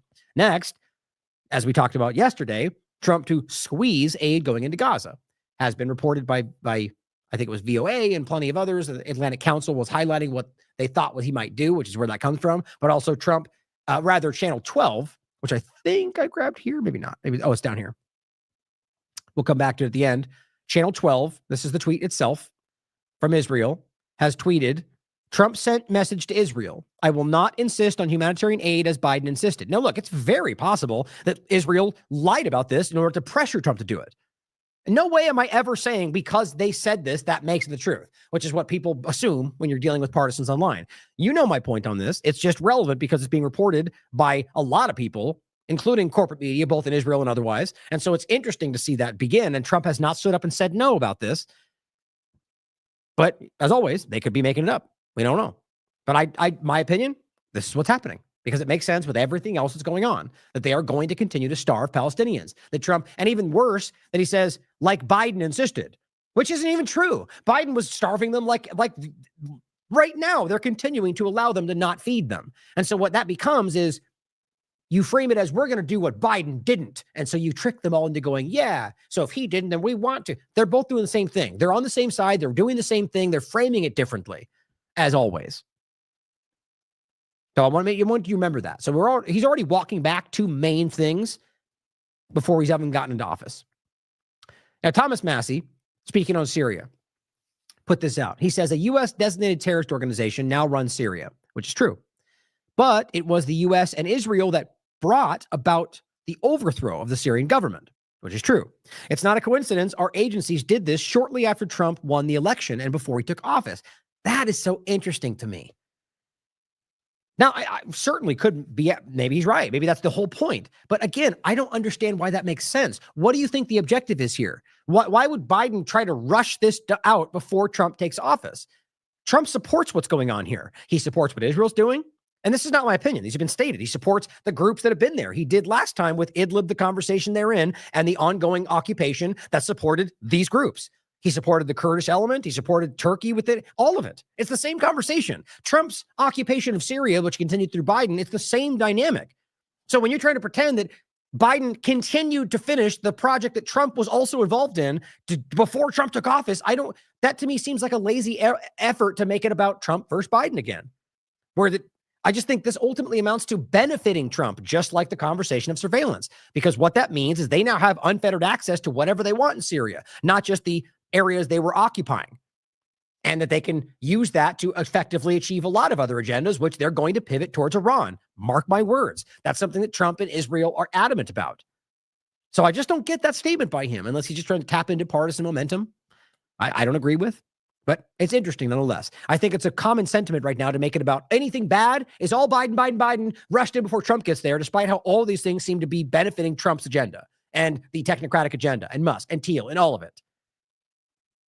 So the Cradle points out in Syria, this was yesterday, armed extremists set fire to a Christmas tree in Hama, which we already pointed to. This is happening all over the place. We're seeing them destroy churches and execute and torture and rape religious minorities. It is happening right now in Syria, just like it's happening in Gaza and anywhere else they're present. So the point is, here is Netanyahu wishing you a Merry Christmas. I want to wish the Christian community in Israel and around the world, except the ones that were raping in Syria, a very Merry Christmas. You've stood by our side and Israel defends our civilization, he says. In English, of course, because it's aimed at Western propaganda. It really does turn my stomach. These people are absolute monsters. This guy is a villain. And he knows what he's doing. As Mohammed Safa points out, and this is what he's doing, the birthplace of Jesus is getting bombed on Jesus' birthday. Now, technically, I'm specifically, to be accurate, I argue that December 25th is not the birthday of the birth of Jesus. The date is not accurate for many reasons, but either way, the point is that's when we celebrate it. And the point is that they're bombing that location. And many of them, many historical Christian points in Gaza. Sad. Bethlehem. Plenty of other historical names that we would remember. And that's what it looks like now. But Merry Christmas, though, by what BB wants you to think. Aaron Mate, lastly, quickly, we pointed this out yesterday. I decided to go over it again because I made the point yesterday, but I did it quickly. There's articles now going around about the Syrian doctors who claimed at the time that Assad didn't gas people now come out. At least they report that they come out. I can't verify that they're even existing at this point, but that reports are coming out through Israeli media and other aspects of it. This is French press agency saying we were coerced to lie. And he did gas everybody, which is just a narrative at this point. Consider it, but realize that all the evidence is still there. It didn't change. They lied about it. People like Robert Fisk and Aaron Mate.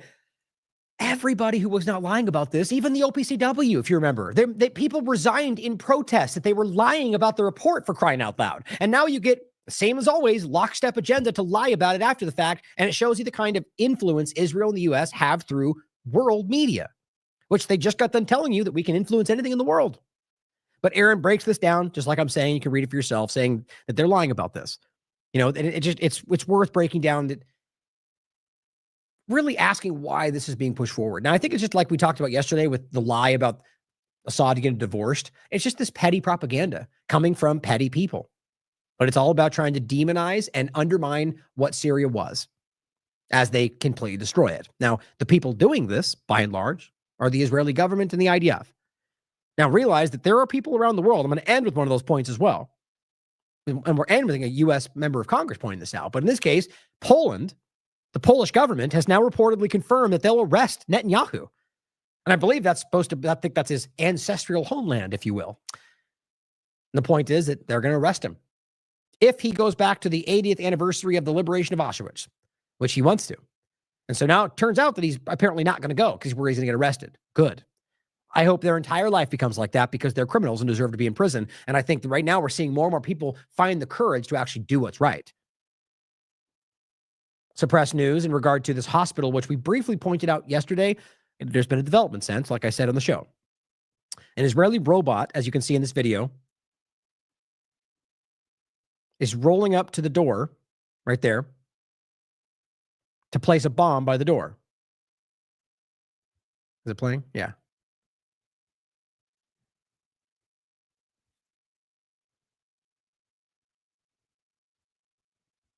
Oh, I thought it was funny. I thought that was the. Oh, so it's the big box.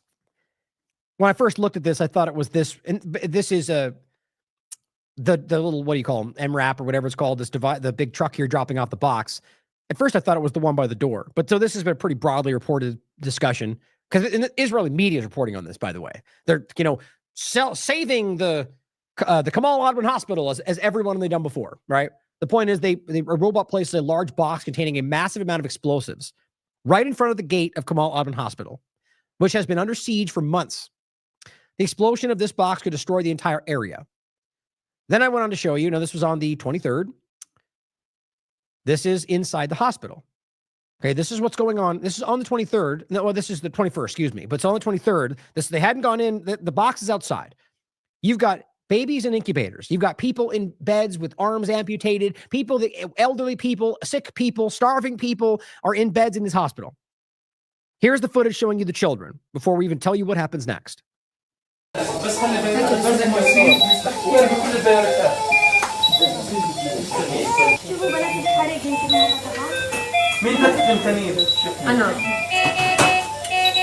they're dealing with struggles right now, seeing as how there's constant power outages, not having enough supplies.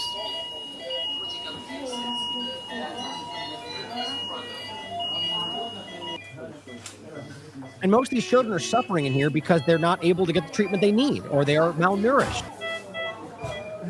or they're missing limbs because they were attacked by Israel, or they were shot in the back by a sniper bullet. We've shown you all of this.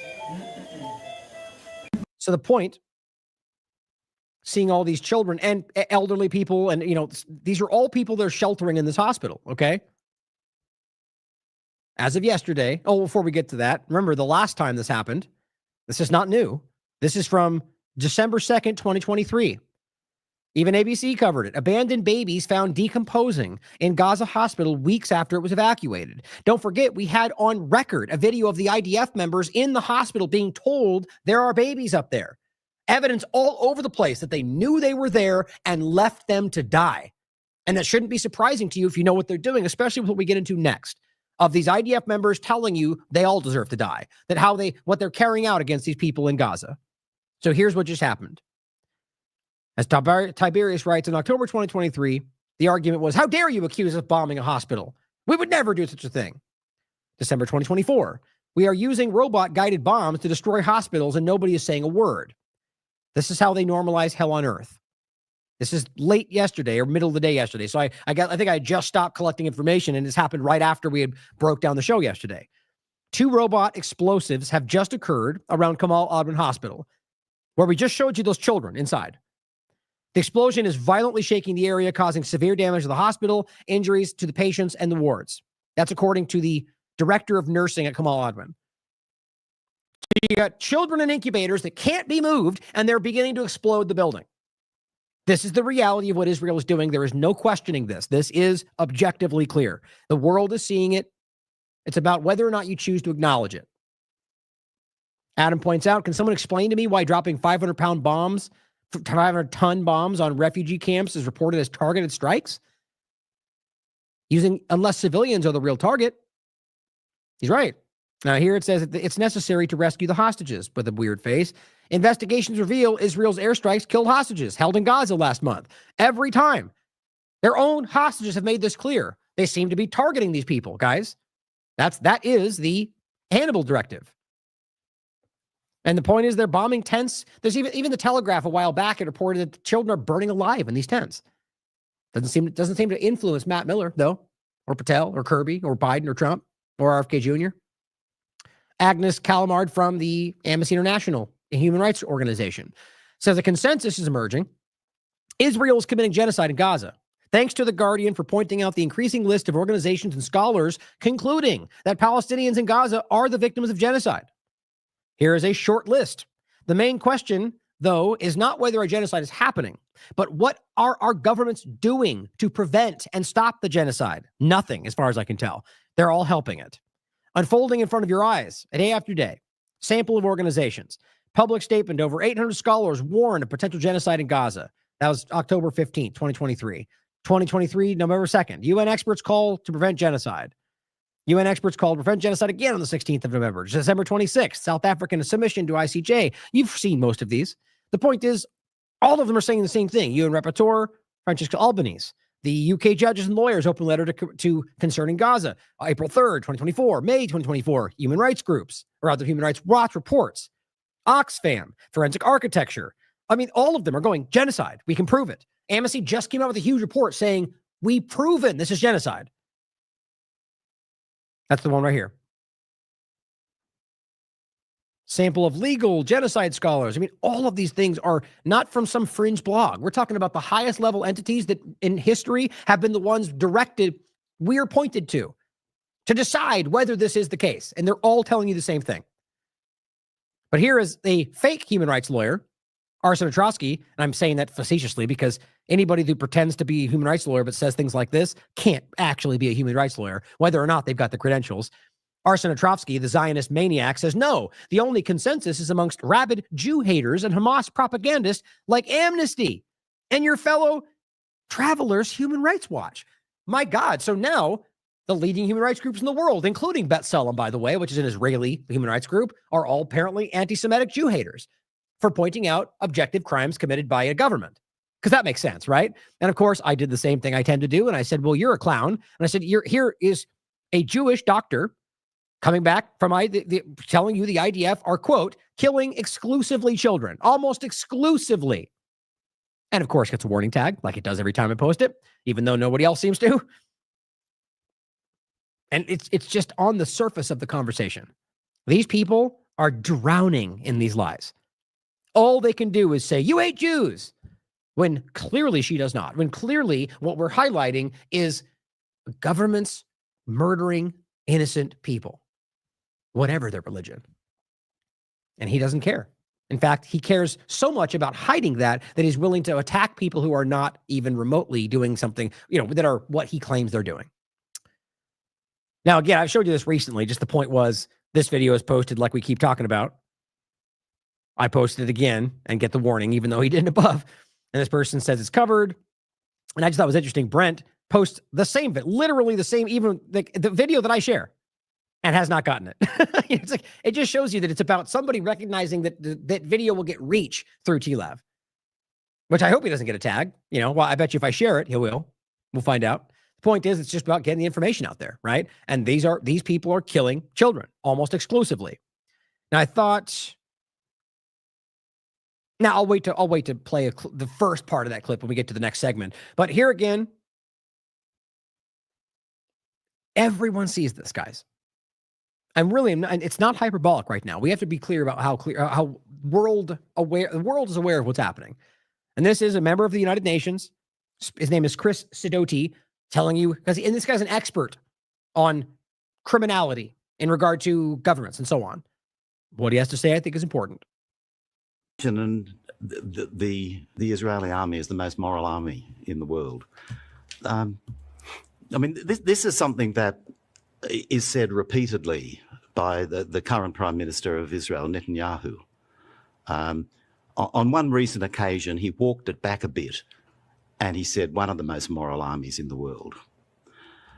Now, I don't have the expertise and I don't have the authority to make assessments of morality. Netanyahu may, but I don't. So, I don't know whether it's one of the most moral armies in the world or not. But what I do have expertise in and what I do have authority to do is make assessments of criminal conduct. And we've done that in relation to the recent events, and you can see that in the report. And the only conclusion you can draw is that the Israeli army is one of the most criminal armies in the world. But I'll leave morality to Netanyahu to determine. Right. One of the most criminal armies in the world, says the expert on whether you're a criminal, for governments. But let's keep pretending like it's all lies. He just must hate Jews, right? That's how completely flimsy this is. The only response is you just hate Jewish people. But that's always a possibility. Where's the evidence? Are we now at a part in the world, a stage, I guess, or are we at a place where they can just accuse you of whatever works to hide what you're saying? I mean, that's where we've been for a very long time. I think that's changing.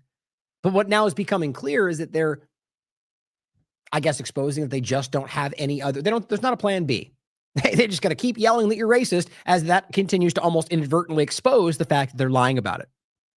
Saul Staniforth plays a Sky News clip. And this is Bushra Khalidi from Oxfam, one of the many other groups that we're told to look to in situations like this. Whether not that we should blindly trust, like every other institution, it can be manipulated. But the point is, they're standing up, even though they're mainstream, and saying a situation in Gaza is an apocalyptic nightmare. The situation in Gaza is just nothing short of an apocalyptic nightmare. Families are starving, children are rummaging through rubbish for scraps of food, and entire Palestinian communities are being systematically cut off from life-saving aid. What we've noticed from our analysis on the number of trucks, only 12 trucks of food and water in 2.5 months have entered the North Gaza Governorate with 12 in 2.5 months. Now, when they give you the full picture, which I'll give you to go in a second, it shows you just the whole of Gaza. But in northern Gaza, where there's at least tens of thousands of people that's been disputed, 12 trucks in 2.5 months. This is deliberate starvation. Like, it shouldn't even be contentious to point this out, as this seems to be pretty broadly accepted by most honest people in the world, and even just by most people in the world. Denny Rancourt makes an interesting statement, which I'm going to be interviewing him coming up soon about the kind of rehashing the information around the history of, the lie around COVID-19 and his amazing study about whether it could have just been a complete lie, which I do think his math makes obviously the case that it could have been. And I do agree that seems to be the most likely at this point. But I want to revisit this with him and go through some new information. But the point is, on 23rd of December of this year, he said, at first, I thought those IDF whistleblowers who said Israel let October 7th happen, rather than stop it, were off on some tangent. And in parentheses, he says, I sided with the analysis of Scott Ritter. He goes, now, having seen Israel's actions in Gaza, Palestine, Lebanon, Syria, Yemen, Iran, and seeing Trump's embrace of Israel and embrace of war with Iran, it seems entirely plausible that Israel intended to use October 7th as the pretext for all of this. It also did much of the killing on that day. See, this is what I love about Denny. He's very analytical about but if he has seen the evidence and now he shifted that. This is what an honest person does. This shows integrity. And I think that's very important and powerful because he's a very smart man. And the interesting part about this is that what he's highlighting is so basically the point is about, if you don't remember, the Hannibal Directive on October 7th and the provable evidence which I think I have it right here next. I'll play some of it, of Israel ordering that. That's been admitted by Israeli media now. Not just that it looked like it or it came to the same outcome, but they ordered it, which means kill our own people so they can't take them for hostages. That's what it means. So I agree. It was hard. It's hard to, we would need to wait for more evidence when this first started to be able to make that claim. Now, as he's saying, we can look back, and it seems very possible that this was all, at least in some cases, allowed to rationalize what they've accomplished in Gaza, to complete what they've always wanted, to get rid of them all and ethnically cleanse the entire area and begin building settlements and do so on in Lebanon and same in Israel and Syria. It's all coming to fruition. But what's interesting, though, is that on the 7th, my argument has always been, I still don't think that the way this actually went down was what they, like, let's just say hypothetically they did want to allow it to happen for this outcome, and were, let's say, using their influence the financial influence that's been happening right up until October 7th into Hamas, which is important to understand. Don't forget that. Which I don't want to play the clip again, but I'll give you this. Where is it? Right there. This is just Haaretz itself quoting this on 2 days after October 7th, quoting Netanyahu from March 19th in a Knesset meeting, saying anyone who wants to thwart the establishment of a Palestinian state has to support bolstering Hamas and transferring money to Hamas. That's part of our strategy, he says. And it goes on in the clip, in the quote, to say to keep Gaza divided from the West Bank. That is the reality of this, as well as the fact that you can see that even Haaretz was reporting that in 2020, they had sent the Mossad chief to urge Qatar to continue giving them financial aid. Like, there's just no way to hide all this stuff. The point in all of that is that I still think that, I think post 2006 and a lot of time between then, that a lot changed. The whole dynamic of this changed, and more people were growing up and becoming willing to fight back. And I think that it wasn't exactly what we think of as it was in the beginning. But that doesn't mean that Israel lost complete influence. So I'm of the mind that it could have been something that they influenced, something to happen, but then Palestinian Islamic Jihad was involved, or other elements of Hamas, and it just lost control. That's why you would argue that nobody was at these checkpoints for hours. That just doesn't make any sense. They pulled them back. But that allowed then a lot more to happen, and I think that's what triggered the Hannibal Directive, because they lost control. But that's just me trying to make sense of what we can't prove right now.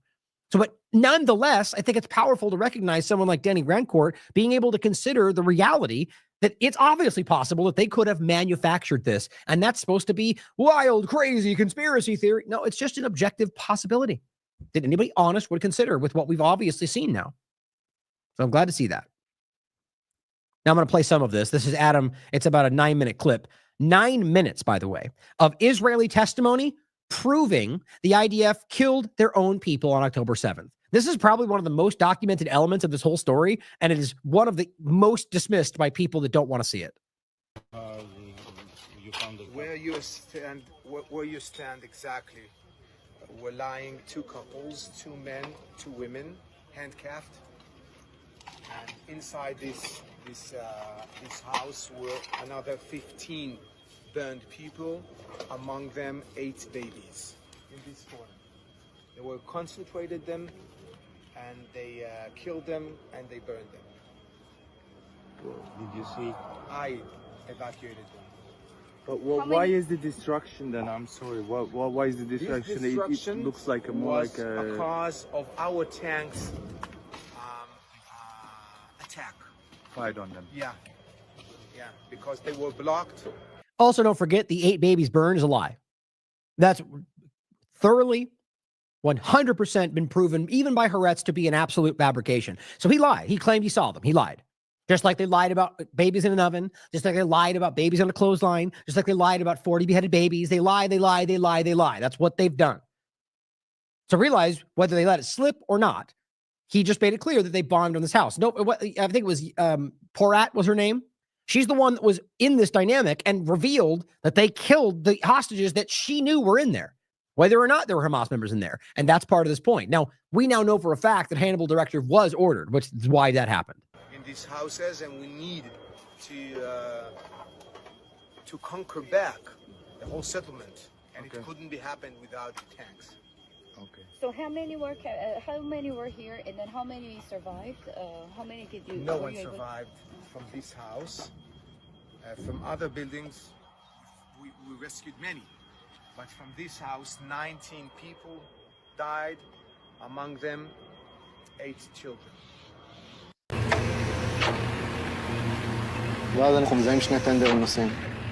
So for the podcast, that's just in his Hebrew, this is a guy recounting on how he fired at these locations. I'm just skipping past it because it's in Hebrew for the podcast, but this is him basically saying that. Many, many different examples of this. This is the one of the girls saying the same thing, that they were ordered to fire. In this one, she says they were ordered to fire on these houses, and they knew they might be civilians, but they weren't sure, but they ended up doing it anyway. That's what that clip says. Here's Colonel Naf Erez. This was the first example we got where he says that looks like a mass Hannibal. That's what he said. We later, now past this point, have then gotten confirmation that it was ordered, not just that it looked that way. I think this was the first effort to try to like maybe slow it down. There's Yasmin Porat telling us that they bombed these locations. It's all in Hebrew, that's why. But you watch it for yourself, guys. The evidence is undeniable. So now let's finish with a focal point on a couple different articles. Now, this is one of the main parts I really want people to see. From Haaretz sharing this information, to the undeniable documentation, to IDF members posting videos of torture and rape and manipulation and all sorts of horrible things on their TikToks and Twitter accounts, Instagrams, all over the place. It's undeniable what's going on. I just really want to stress that this is not some kind of a partisan opinion. The fact that we can have Israeli leading newspapers telling you what's happening and still have this denied in world stages is unbelievable. Now realize they're not coming out and going, Haaretz is lying. They're just acting like this information doesn't exist and that you're crazy for even bringing it up when the leading mainstream Israeli paper is the one breaking it down. So here is the thread. You can read this for yourself. I'm going to go over this in the article. The title of the article is, When You Enter Gaza, You Are a God. Inside the minds of IDF soldiers who commit war crimes. So this is written on December 23rd. It says, I am horrified by the mass killing of civilians in Gaza, and I am disturbed by the impact of this brutality on soldiers' mental health. Our soldiers are imperiled by the government's inflammatory rhetoric and weakening of the civilian and military justice systems. Moral injury occurs when soldiers act against their moral values and beliefs or participate as bystanders. Those injured in this way experience guilt and shame and are prone to depression, anxiety, and suicidal impulses, which, by the way, we've seen a lot of. There's apparently a whole outbreak of IDF members committing suicide, and I think that's why. Because I realize, just because we can clearly prove, as this article will, that there is a very dangerous, whether maybe majority, a large portion of the Israeli population, but IDF in particular, that are sadistic, sociopathic, willing to murder children because they're, whatever you want to talk about. But I don't think that's literally everybody. And on top of that, the point is that people who maybe aren't sociopathic, whether they are okay with doing or, do it or not, it has a lasting psychological effect on you. This is not, human beings are not supposed to commit extreme violence against each other. And this is what it does. And so people then go on, whether they do it or not, or laugh about it at the time, they go on and have depression, anxiety, and suicidal impulses. And it does. And we're seeing that long-term effects on this society. I mean, there are so many articles from Haaretz and other Israeli newspapers talking about this long-term byproduct of what they've been doing to Palestinians. And it says, Nafur Ishay Kreen was the social welfare officer of 2 mechanized infantry companies stationed in the southern Gaza Strip. Now remember, a lot of this, I think most of this is before October 7th. And this is between 1987 and 1993. She talked with the soldiers, and they opened up to her. 4 years later, it says, the person writing the article says, I supervised her graduate research study on the company's brutalization. She used confidential interviews to explore the moral drift, they call it, the brutalities and the consequent mental health issues. Our scientific article was later published as the first chapter in an edited book entitled The Blot of a Light Cloud, Israeli Soldiers, Army, and the Society in the Intifada in 2012. The subsequent chapters reflect and expand on that research. So realize that what we're highlighting next is between 1987 and 1993. So if you want to keep pretending that all of this is a response to October 7th, pay attention. It says they were written by an interdisciplinary group of scholars in mental health, sociology, law, political science, communication, and philosophy. These are the ones that were involved in breaking this stuff down. There were also writers, artists, and high-ranking retired Army officers. And that's in addition to the people who are provably part of the military who were the ones part of her study that she is documenting. Now it says, we identified 5 groups of soldiers based on personality traits. Now their names have been removed. The point is the different breakdown of the groups. And it says, 1, a small callous group was composed of ruthless soldiers, some of whom confessed to violence before the draft. These soldiers committed most of the severe atrocities. And it seems that mostly these are the higher level. It says the power they received in the army was intoxicating, it says. Quote, it's like a drug. They were relaying this to her. You feel like you are the law. You make the rules. As if from the moment you leave the place called Israel and enter the Gaza Strip, you are a god, or you are God. They viewed brutality as an expression of strength and masculinity. Quote, I have no problem with women. One threw a slipper at me, so I gave her a kick, and he said, here, and he pointed to her groin. Broke all this here, he said. She can't have children today.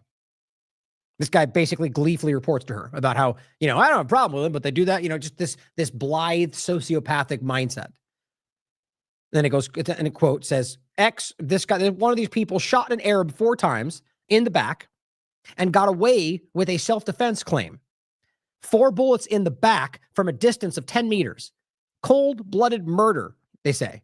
We did things like that every day, way before October 7th. Hope this is reaching people. Quote, an Arab just walked down the street, they say, about 25 years old. Didn't throw a stone, nothing. Bang, a bullet in the stomach. Shot him in the stomach, and he was dying on the sidewalk, and we drove away indifferently. These are all direct quotes from high-level IDF members. Now realize, what do you think that does to the people in this area? What do you think this does to the kid if he survives? Do you think he just goes on about his day pretending Israel is a democracy fighting for his rights? No, it turns him into something they fight. This turns them, what would you do? If you're watching people indifferently murder, rape, and pillage, kill your family in front of you and call you a terrorist, well, you're going to go, well, damn right. I'm going to stand up and fight back. And obviously that would not be a terrorist, but in their mindset, that's exactly what they're doing. They're turning you into what they need you to be. It's the same thing Zionism does. Whether that's the objective or not, the point is these are people who are being oppressed, who have legal rights to fight back whether or not they're attacked. And yet when they do anything, even if it's nonviolent, they get called terrorists. But what you're reading, what you're staring at, what you're hearing is what terrorism actually is. Number 2, a small, ideologically violent group supported the brutality of this number 1 group without taking part. It's sectioned out like this. And it says they believed in Jewish supremacy and were derogatory towards Arabs. Moral injuries were not reported in this group, meaning they didn't feel they had moral drift or they weren't hurt by what they did, which shows you a level of, I think, sociopathy. Number 3, a small intercorruptible group opposed the influence of the callous and ideological groups on the company's culture. Initially intimidated the brutal commanders, they later took a moral stand. Initially intimidated by the brutal commanders, and they later took a moral stand and sent on to report, God, I can't read right now, went on to report the atrocities to the division commander. Then it says one whistleblower was severely harassed and ostracized, of course, and it was necessary to move him to another unit. He was traumatized, depressed, and left the country following discharge. Think about that, right? So somebody tries to go, maybe we shouldn't murder children. He gets ostracized, oppressed, probably worse, harassed. They move into another unit. Finally, he gets discharged, leaves the country. That speaks volumes about people that maybe have morals that don't feel like they have a place. Then it says, quote, I felt like a Nazi. That's what he said. It looked exactly like we were actually the Nazis and they were the Jews. That's what he said to her before, later left the country. Think about that. Now he said, a new commander came to us. It's a quote. He went out with him on the first patrol at 6 a.m. This is long before October 7th. He stops. There's not a soul in the streets. Just a little 4-year-old boy playing in the sand in his yard. The commander suddenly starts running, grabs the boy, breaks his arm at the elbow and his leg, and he points to a certain part of his leg, stepped on his stomach 3 times, and then left. We all stood there with our mouths open, looking at him in shock. He says, I asked the commander, what's your story? He told me, these kids need to be killed from the day they are born. When a commander does that, it becomes legit. meaning that other people who might not be willing to do that, didn't think they could, didn't think about it, even consider it, maybe realize they can and do it. That is what the leadership is allowed, the rulership. Goes on to say there is much evidence of alleged war crimes, as you guys all know, in the current war and is easily accessible. This is Haaretz making sure you're aware. Endless amount of information proving war crimes. Lee Mordecai, who we've already referenced, is an Israeli historian, has been collecting, categorizing, and regularly updating the data. The data include reports by reputable institutions, such as the United Nations, reporting by mainstream media outlets, or I'd add Amnesty, Oxfam, Human Rights Watch, B'Tselem, on and on and on. And images and videos uploaded to social media by themselves. There is documentation of shooting of civilians waving white flags, including Israeli Jews, by the way, as we saw from the BBC, in case you're aghast by that claim. Oh, wait. Now I forget what it was. SOS. There it is. Hostages shot by the IDF put out SOS sign written with leftover food, if you remember the story, right? 3 of them were out there with a sheet with food written SOS. They come out clearly as Israeli speaking Hebrew, and they kill 2 of them immediately. One of them runs away. It's all in the article. You can read for yourself. 15 minutes later, they claim, they coaxed him back out. Realize the whole time this guy's going, don't shoot me. I'm Israeli. I'm on your side. Don't kill me. And they finally come back out. And he walks back out, and 2 of them shoot him at the same time. I make this point every time. I don't know how you can misunderstand that. That's the Hannibal Directive. That's the kill zone. That's everything. And that means they knew these people were Israeli. Think about the sociopathic mindset that allows that. What about the rest of the people? I imagine people in their unit that are like, wow, I'm not going to say a word. And as soon as I can, I am getting the hell out of here. You just murdered Israelis that we're supposed to be here to save. Like, unless everybody is that crazy, which is possible, like some of them probably got scared as hell from that. Because that means you could be next, should you go afoul of what they're doing. Some of these sociopathic, psychopathic commanders.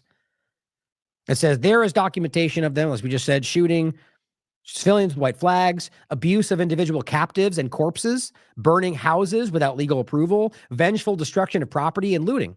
Additionally, Mordecai finds that, quote, a minuscule number of investigations have been opened, quote, compared to the evidence for committed crimes, which shows you that it's all just feigned investigation. They don't care.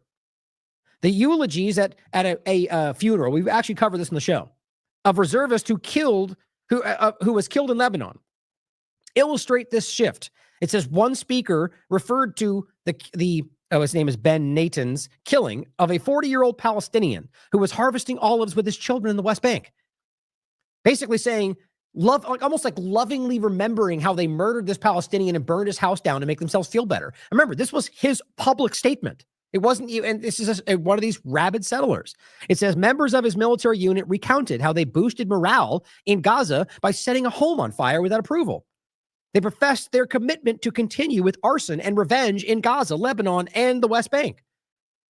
And then you get the Kirbys and Matt Millers, the rest acting like that you're wrong for thinking this and they're following the law. When then you have IDF members literally armed supporting them as they do this. And then Netanyahu and Smotrich and Ben-Gvir praising it. It says Max Kresh, a reserve fighter, declared his opposition to participating in crimes against humanity like flattening Gaza, as they all have been saying, which now we can see actually happened. The result was, of course, severe social ostracism, right? He got ostracized because he said maybe we shouldn't murder everybody. Quote, they kicked me out of my team. They made it clear they didn't want me. He returned from reserve duty feeling, quote, mentally crushed. Because he realized I'm a morally sound person in a very, very dangerous position.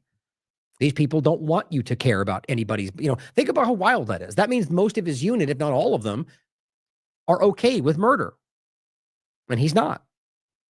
Now remember, Sid Tiemann, the detention facility is like a microcosm of brutalization in the current war, they write. It became notorious when an incorruptible veteran physician reported. Now, they use that the incorruptible with a capital I is meant to refer to one of the groups they're pointing to, not to say that they know he's incorruptible. It's one of the categories of people they were listing, remember? And it says that he was one of the physicians who reported signs of severe sexual abuse in a detainee. 9 IDF reserve soldiers were subsequently detained on suspicion of aggravated sodomy and other forms of abuse. Now, don't forget, IDF members stormed that location demanding they get released. People on mainstream Israeli media debated why they should be able to rape prisoners. All very publicized, except in your Western media and your government. According to the media reports, there are 36 investigations regarding deaths of detainees who were held at said Tiaman on October 7th, or since then. Testimonies of released Palestinians gathered by the Israeli human rights group B'Tselem, that is an Israeli group, indicate harsh, arbitrary violence on a frequent basis. Humiliation, degradation, deliberate starvation, and other abusive practices like rape. Soldiers expressed anonymously how a discourse of hatred and revenge normalized the abuses of detainees. The investigation by B'Tselem was called Welcome to Hell. Legitimately, that's what it's called. The Israeli prison system has a network of torture camps. And yes, they do get into rape. They talk about how this is happening in these prisons. And we all know this. This is a public conversation. He goes on to say, quote, I saw sadistic people there, people who enjoy causing suffering to others. What was most disturbing was to see how easily and quickly ordinary people can detach themselves and not see the reality right in front of their eyes when they are in a different and shocking human situation. Another IDF member pointing to other IDF members. Now it says, a reservist doctor stated, quote, there is total dehumanization here. You don't really treat them as if they are human beings. In retrospect, the hardest thing for me is what I felt, or actually what I didn't feel when I was there. It bothers me that it didn't bother me. There is normalization of the process, and at some point it just stops bothering. Well, I don't know about that, but I certainly don't think that would stop for me. But it says the dehumanization scared me, they go on to say. The encounter with such dangerous attitudes, which has become more normal in our society, speaking about Israel, was traumatic for me, he says. I discharged myself from reserve duty with a psychiatric's help. Meaning, it's scary because you're looking at people who are monsters, who on a dime could turn and you could be the focus because suddenly you're a risk now. It's like dirty cops, right? If you're the only cop going, I don't know, maybe this is wrong. Suddenly all of them are looking at you and all of a sudden you're the one that could put them in prison. Suddenly you're a problem. You don't think that immoral person that crosses their mind where they're watching the people torture people in real time, they know that could become them. It says, our government's rhetoric of hatred and revenge, which has been reinforced by its determined undermining of the justice system, led to excessive retaliation and mass killing of civilians in Gaza. Remember, your government wants you to believe that they have a fully functioning independent judiciary when they don't. When by every single metric you can prove that has been broken by Netanyahu, by what they're doing right now and what I've been doing for years. And on that note, I'll grab this too.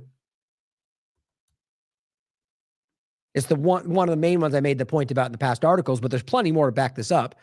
A prominent Canadian judge spoke up and basically said, without an independent judiciary, Israel's cherished democracy will be at risk.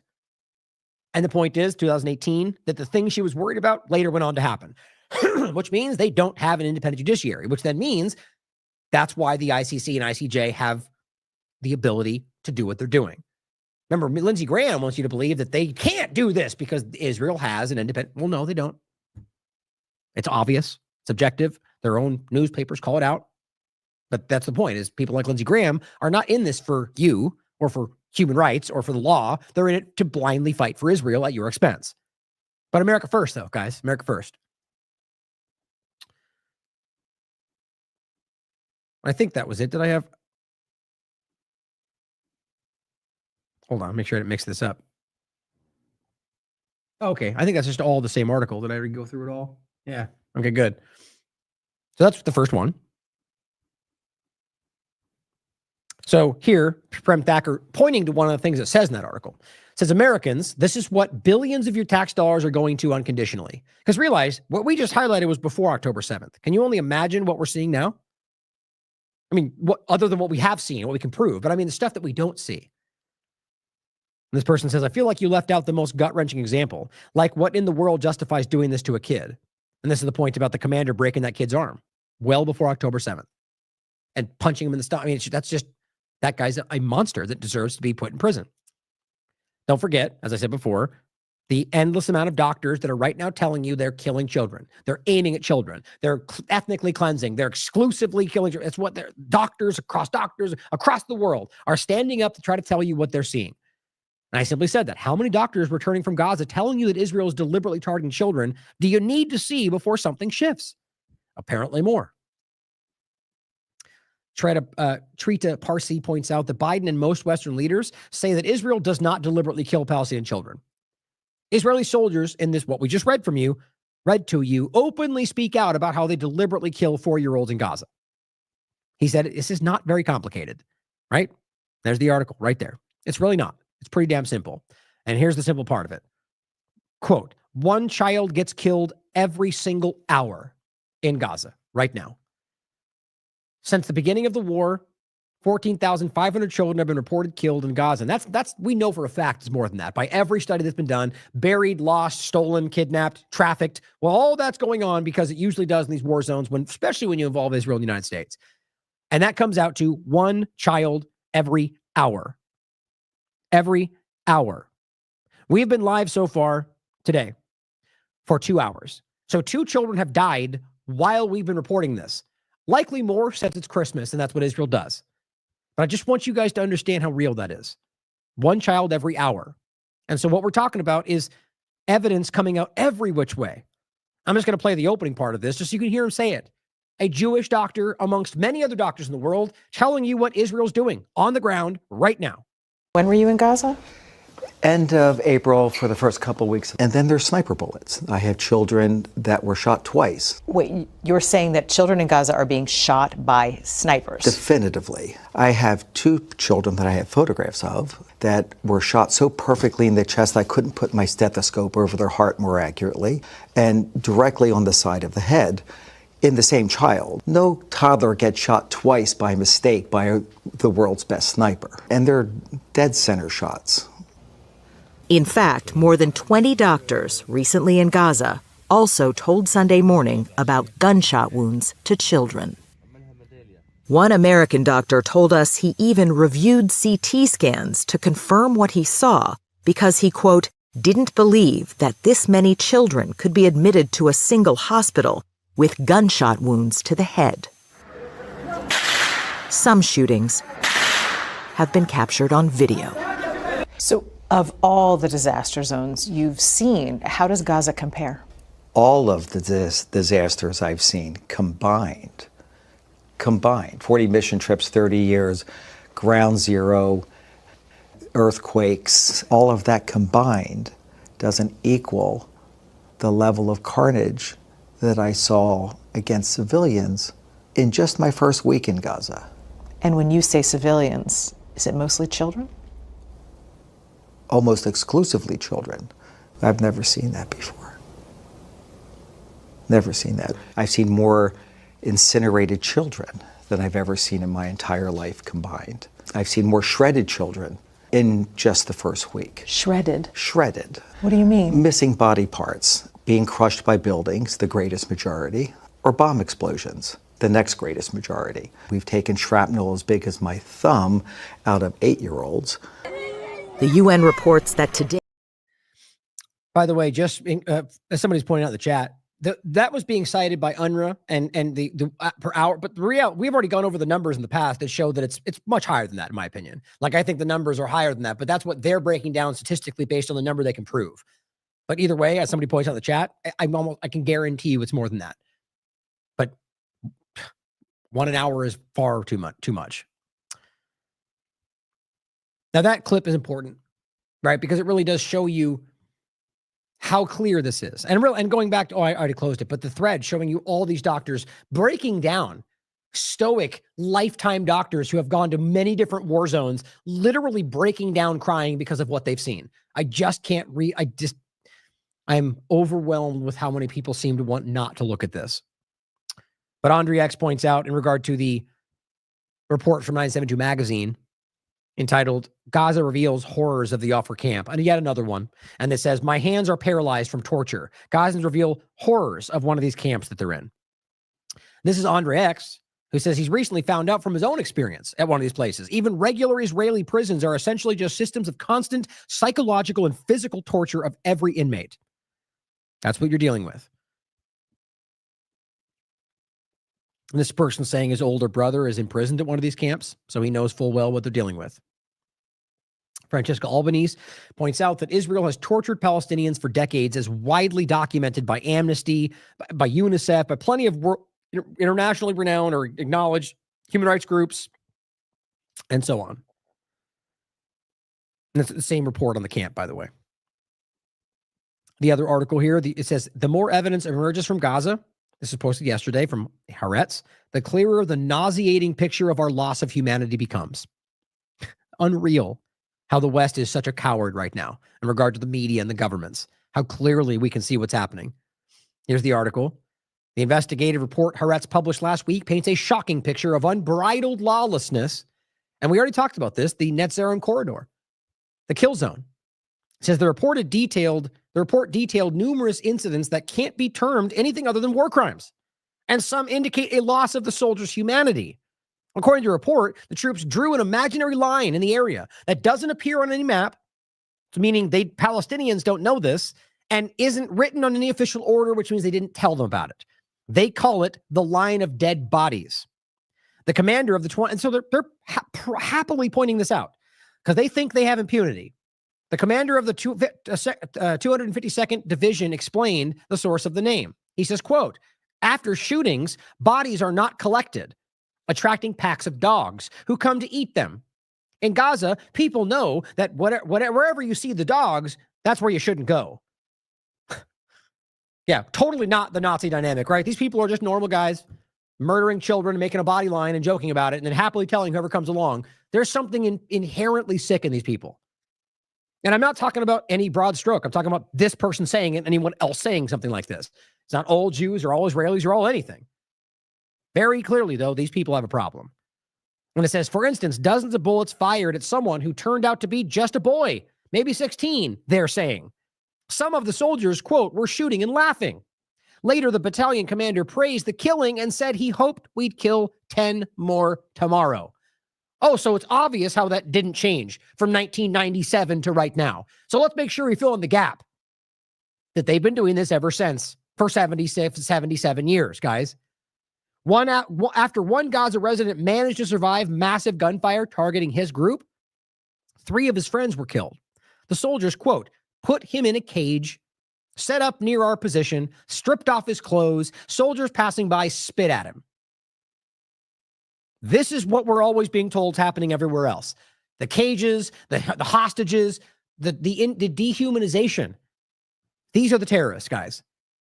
Gazans who were shot and killed after crossing this imaginary line were then labeled terrorists by the IDF, even though there was no evidence of this, that they admit themselves. It was an arbitrary decision that cast serious doubt on the Army's reports about how many terrorists they've killed.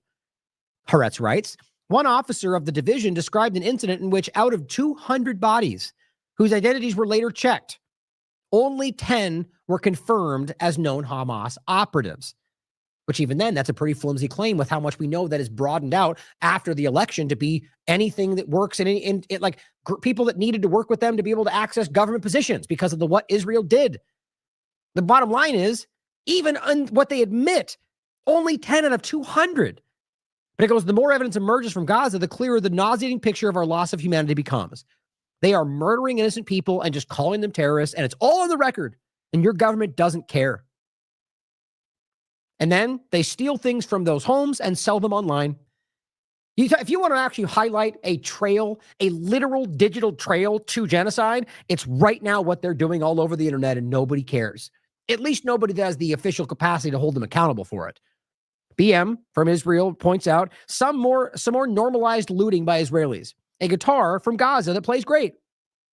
An item for sale on Facebook Marketplace, which means Facebook allows that, offered by an Israeli by the name of Yaniv Idzdan, using his own name, for $123, labeled from Khan Yunis, a great instrument. Fantastic. But here's Elon Levy coming in with the facts for you, okay? Piers Morgan says the UN has only recognized 3 genocides in history. And I called him out beneath this and said, you just destroyed your own argument. Basically lists off different genocides. And his argument in here is, if Israel had killed over 1 million people, well, then maybe I could think genocide. Guy's a complete moron. It clearly doesn't even, either he understands the metrics of genocide and how you prove that, or doesn't. Either way, he's an idiot. And he says there's only been 3 that have been legally termed that, which was Cambodia, which Israel has overlapped with in the conversation of the many different examples of the past. Rwanda, that's what I point out down here. Israel's involvement in Rwanda, 1 million killed. Then he goes on to say the Srebrenica massacre, 8,000 killed in 2 weeks. Well, as I think it was, what was his name? Somebody on his interview pointed this out before. There's historical examples of Israel in killing more people in a short period of time. Or rather, comparatively, like, exactly the same dynamic, but he refused to say it then. My point was, if you're talking about 8,000 in 2 weeks, but you're telling me that 100,000 or 200,000 plus in a year doesn't work for you? But that doesn't even matter. It's not about the number. As every international body has made clear, as UN members have made clear, which he clearly sees and doesn't care. He's a dishonest person. In kind of the most grotesque way, trying to pretend like he's honorable. But I simply said, you destroyed your own argument. Few are as monstrous as those who not only obfuscate genocide, but then act like the virtuous one while doing so. And by the way, it is clearly documented that Israel was involved in the Rwanda genocide and many others. And again, that's not my opinion or on blog. This is a documented reality on Wikipedia, for crying out loud. How Israel was involved before, during, and after that genocide. Armed the people that committed it. Like most of them, if you look back through history.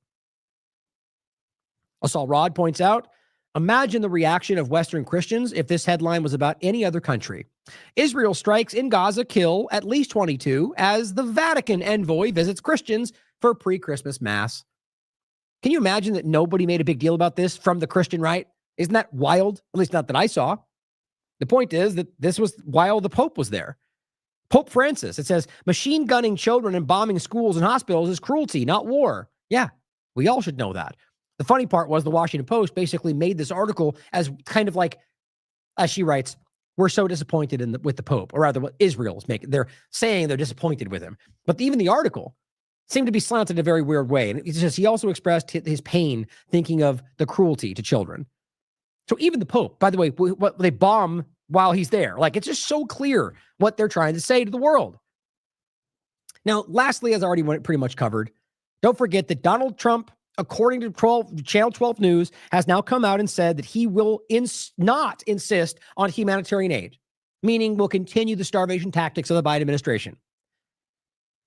This is, oh, right, they're just simply highlighting this article that's I pointed out here, where they're saying that Trump demands that they better release all the hostages by the time I come into office or hell will break loose. Well, that means that you're going to continue the war, just like with the Ukraine. We know this is the reality based on everything that's happening.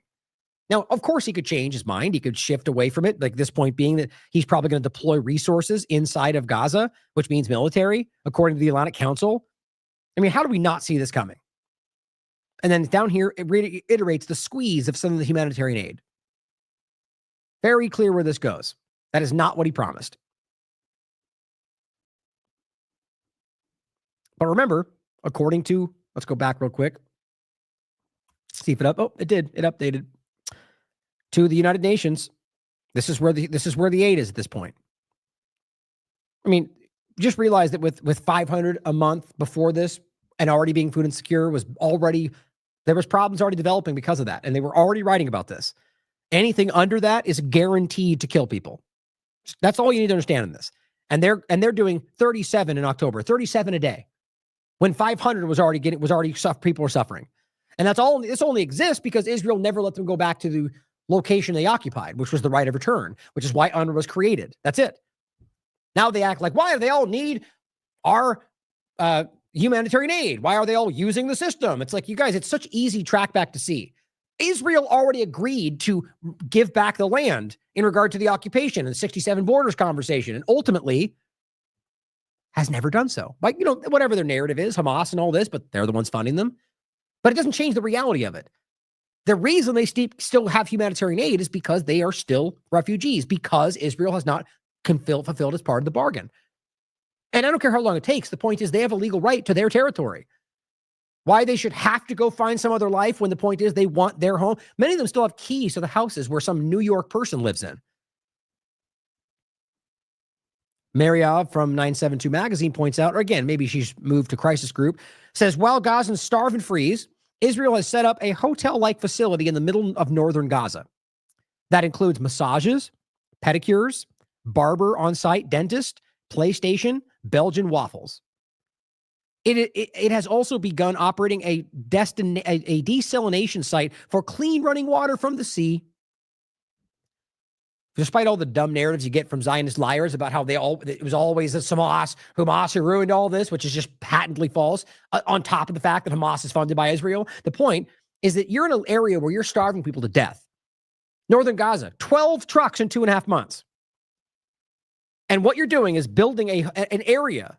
Like, I argue this is deliberate torture, where they're out here starving to death, and you can look into this camp and see massages and pedicures and barbers and PlayStation and Belgian. How much you want to bet they can smell the food coming out of this area?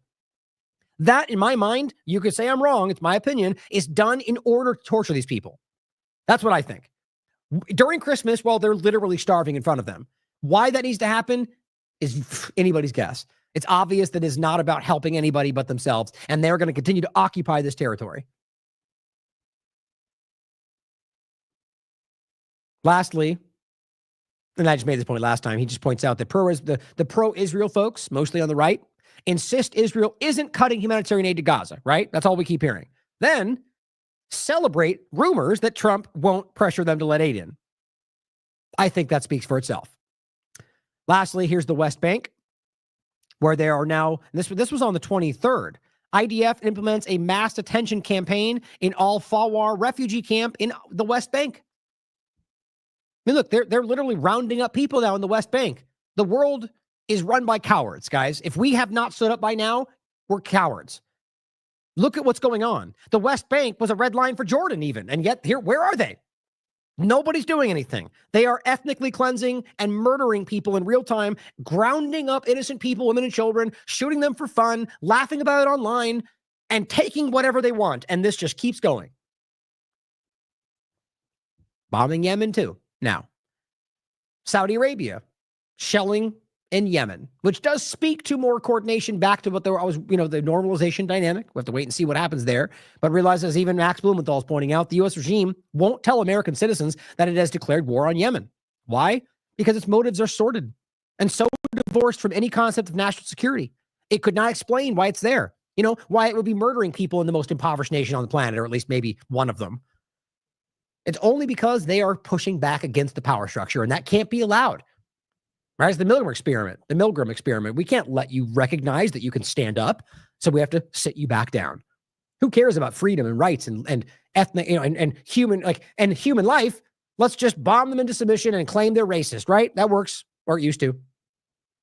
Tiberius says, however you cut it, that we have failed to stop another Holocaust because a small bunch of people want to control the world's resources means our society is fundamentally evil, which means nothing will ever be safe. We must change this, or we have nothing. We are nothing. Now realize, I disagree to a point. I don't believe that's the reality. I believe we're ruled by a very focused manipulation of it's centralized entity. I argue that the reason they pretend to be good is because we are predominantly good. My point, though, is I do agree with him that right now, the fact that we're not standing up enough to do something about this, or rather more specifically, the point about the government structures, they are fundamentally evil. I think that has to be understood. And then unless we change this, yes, we will have nothing as they rush you into a point to where it will no longer matter. That's what I think is coming through Trump's administration. Now I'm going to end, as Ryan points out, my new favorite congressman, Joaquin Castro of Texas, speaks out, holding Blinken and the U.S. government accountable. Now, before I play this and end with this clip, I made this point, I think, yesterday. This is the kind of thing that we need to lean into. It is certainly possible that Joaquin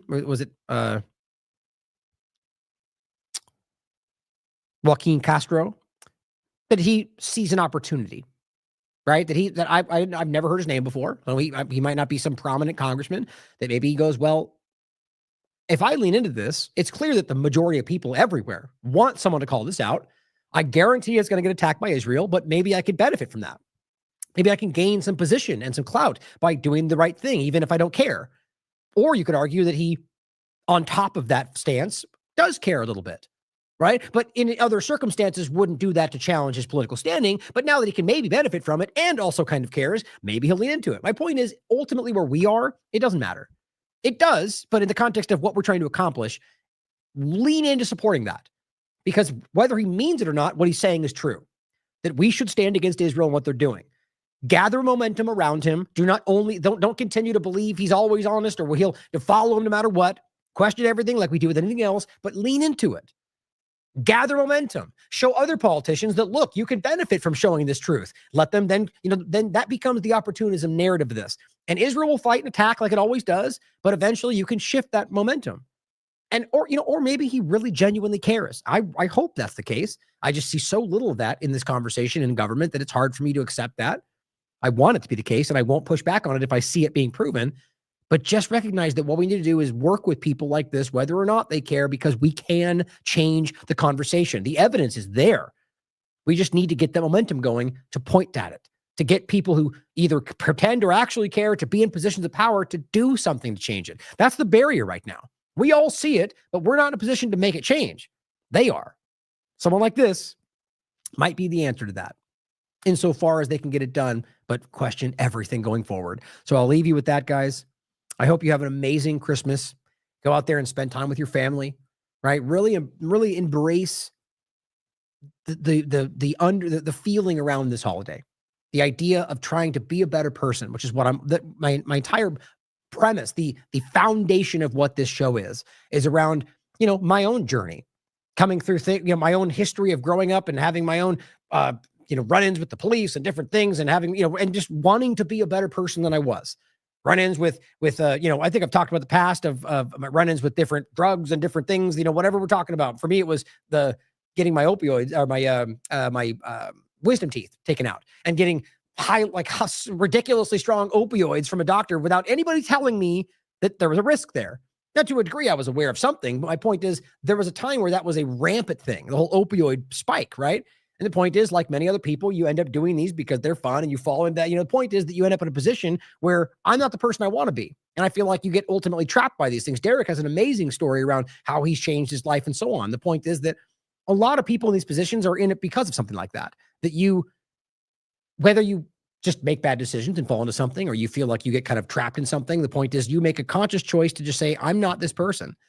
I'm going to get back up. I'm going to fight my way through this, and I'm going to be the person I want to be. It's every day, small choices. And sometimes that can be almost feeling insurmountable.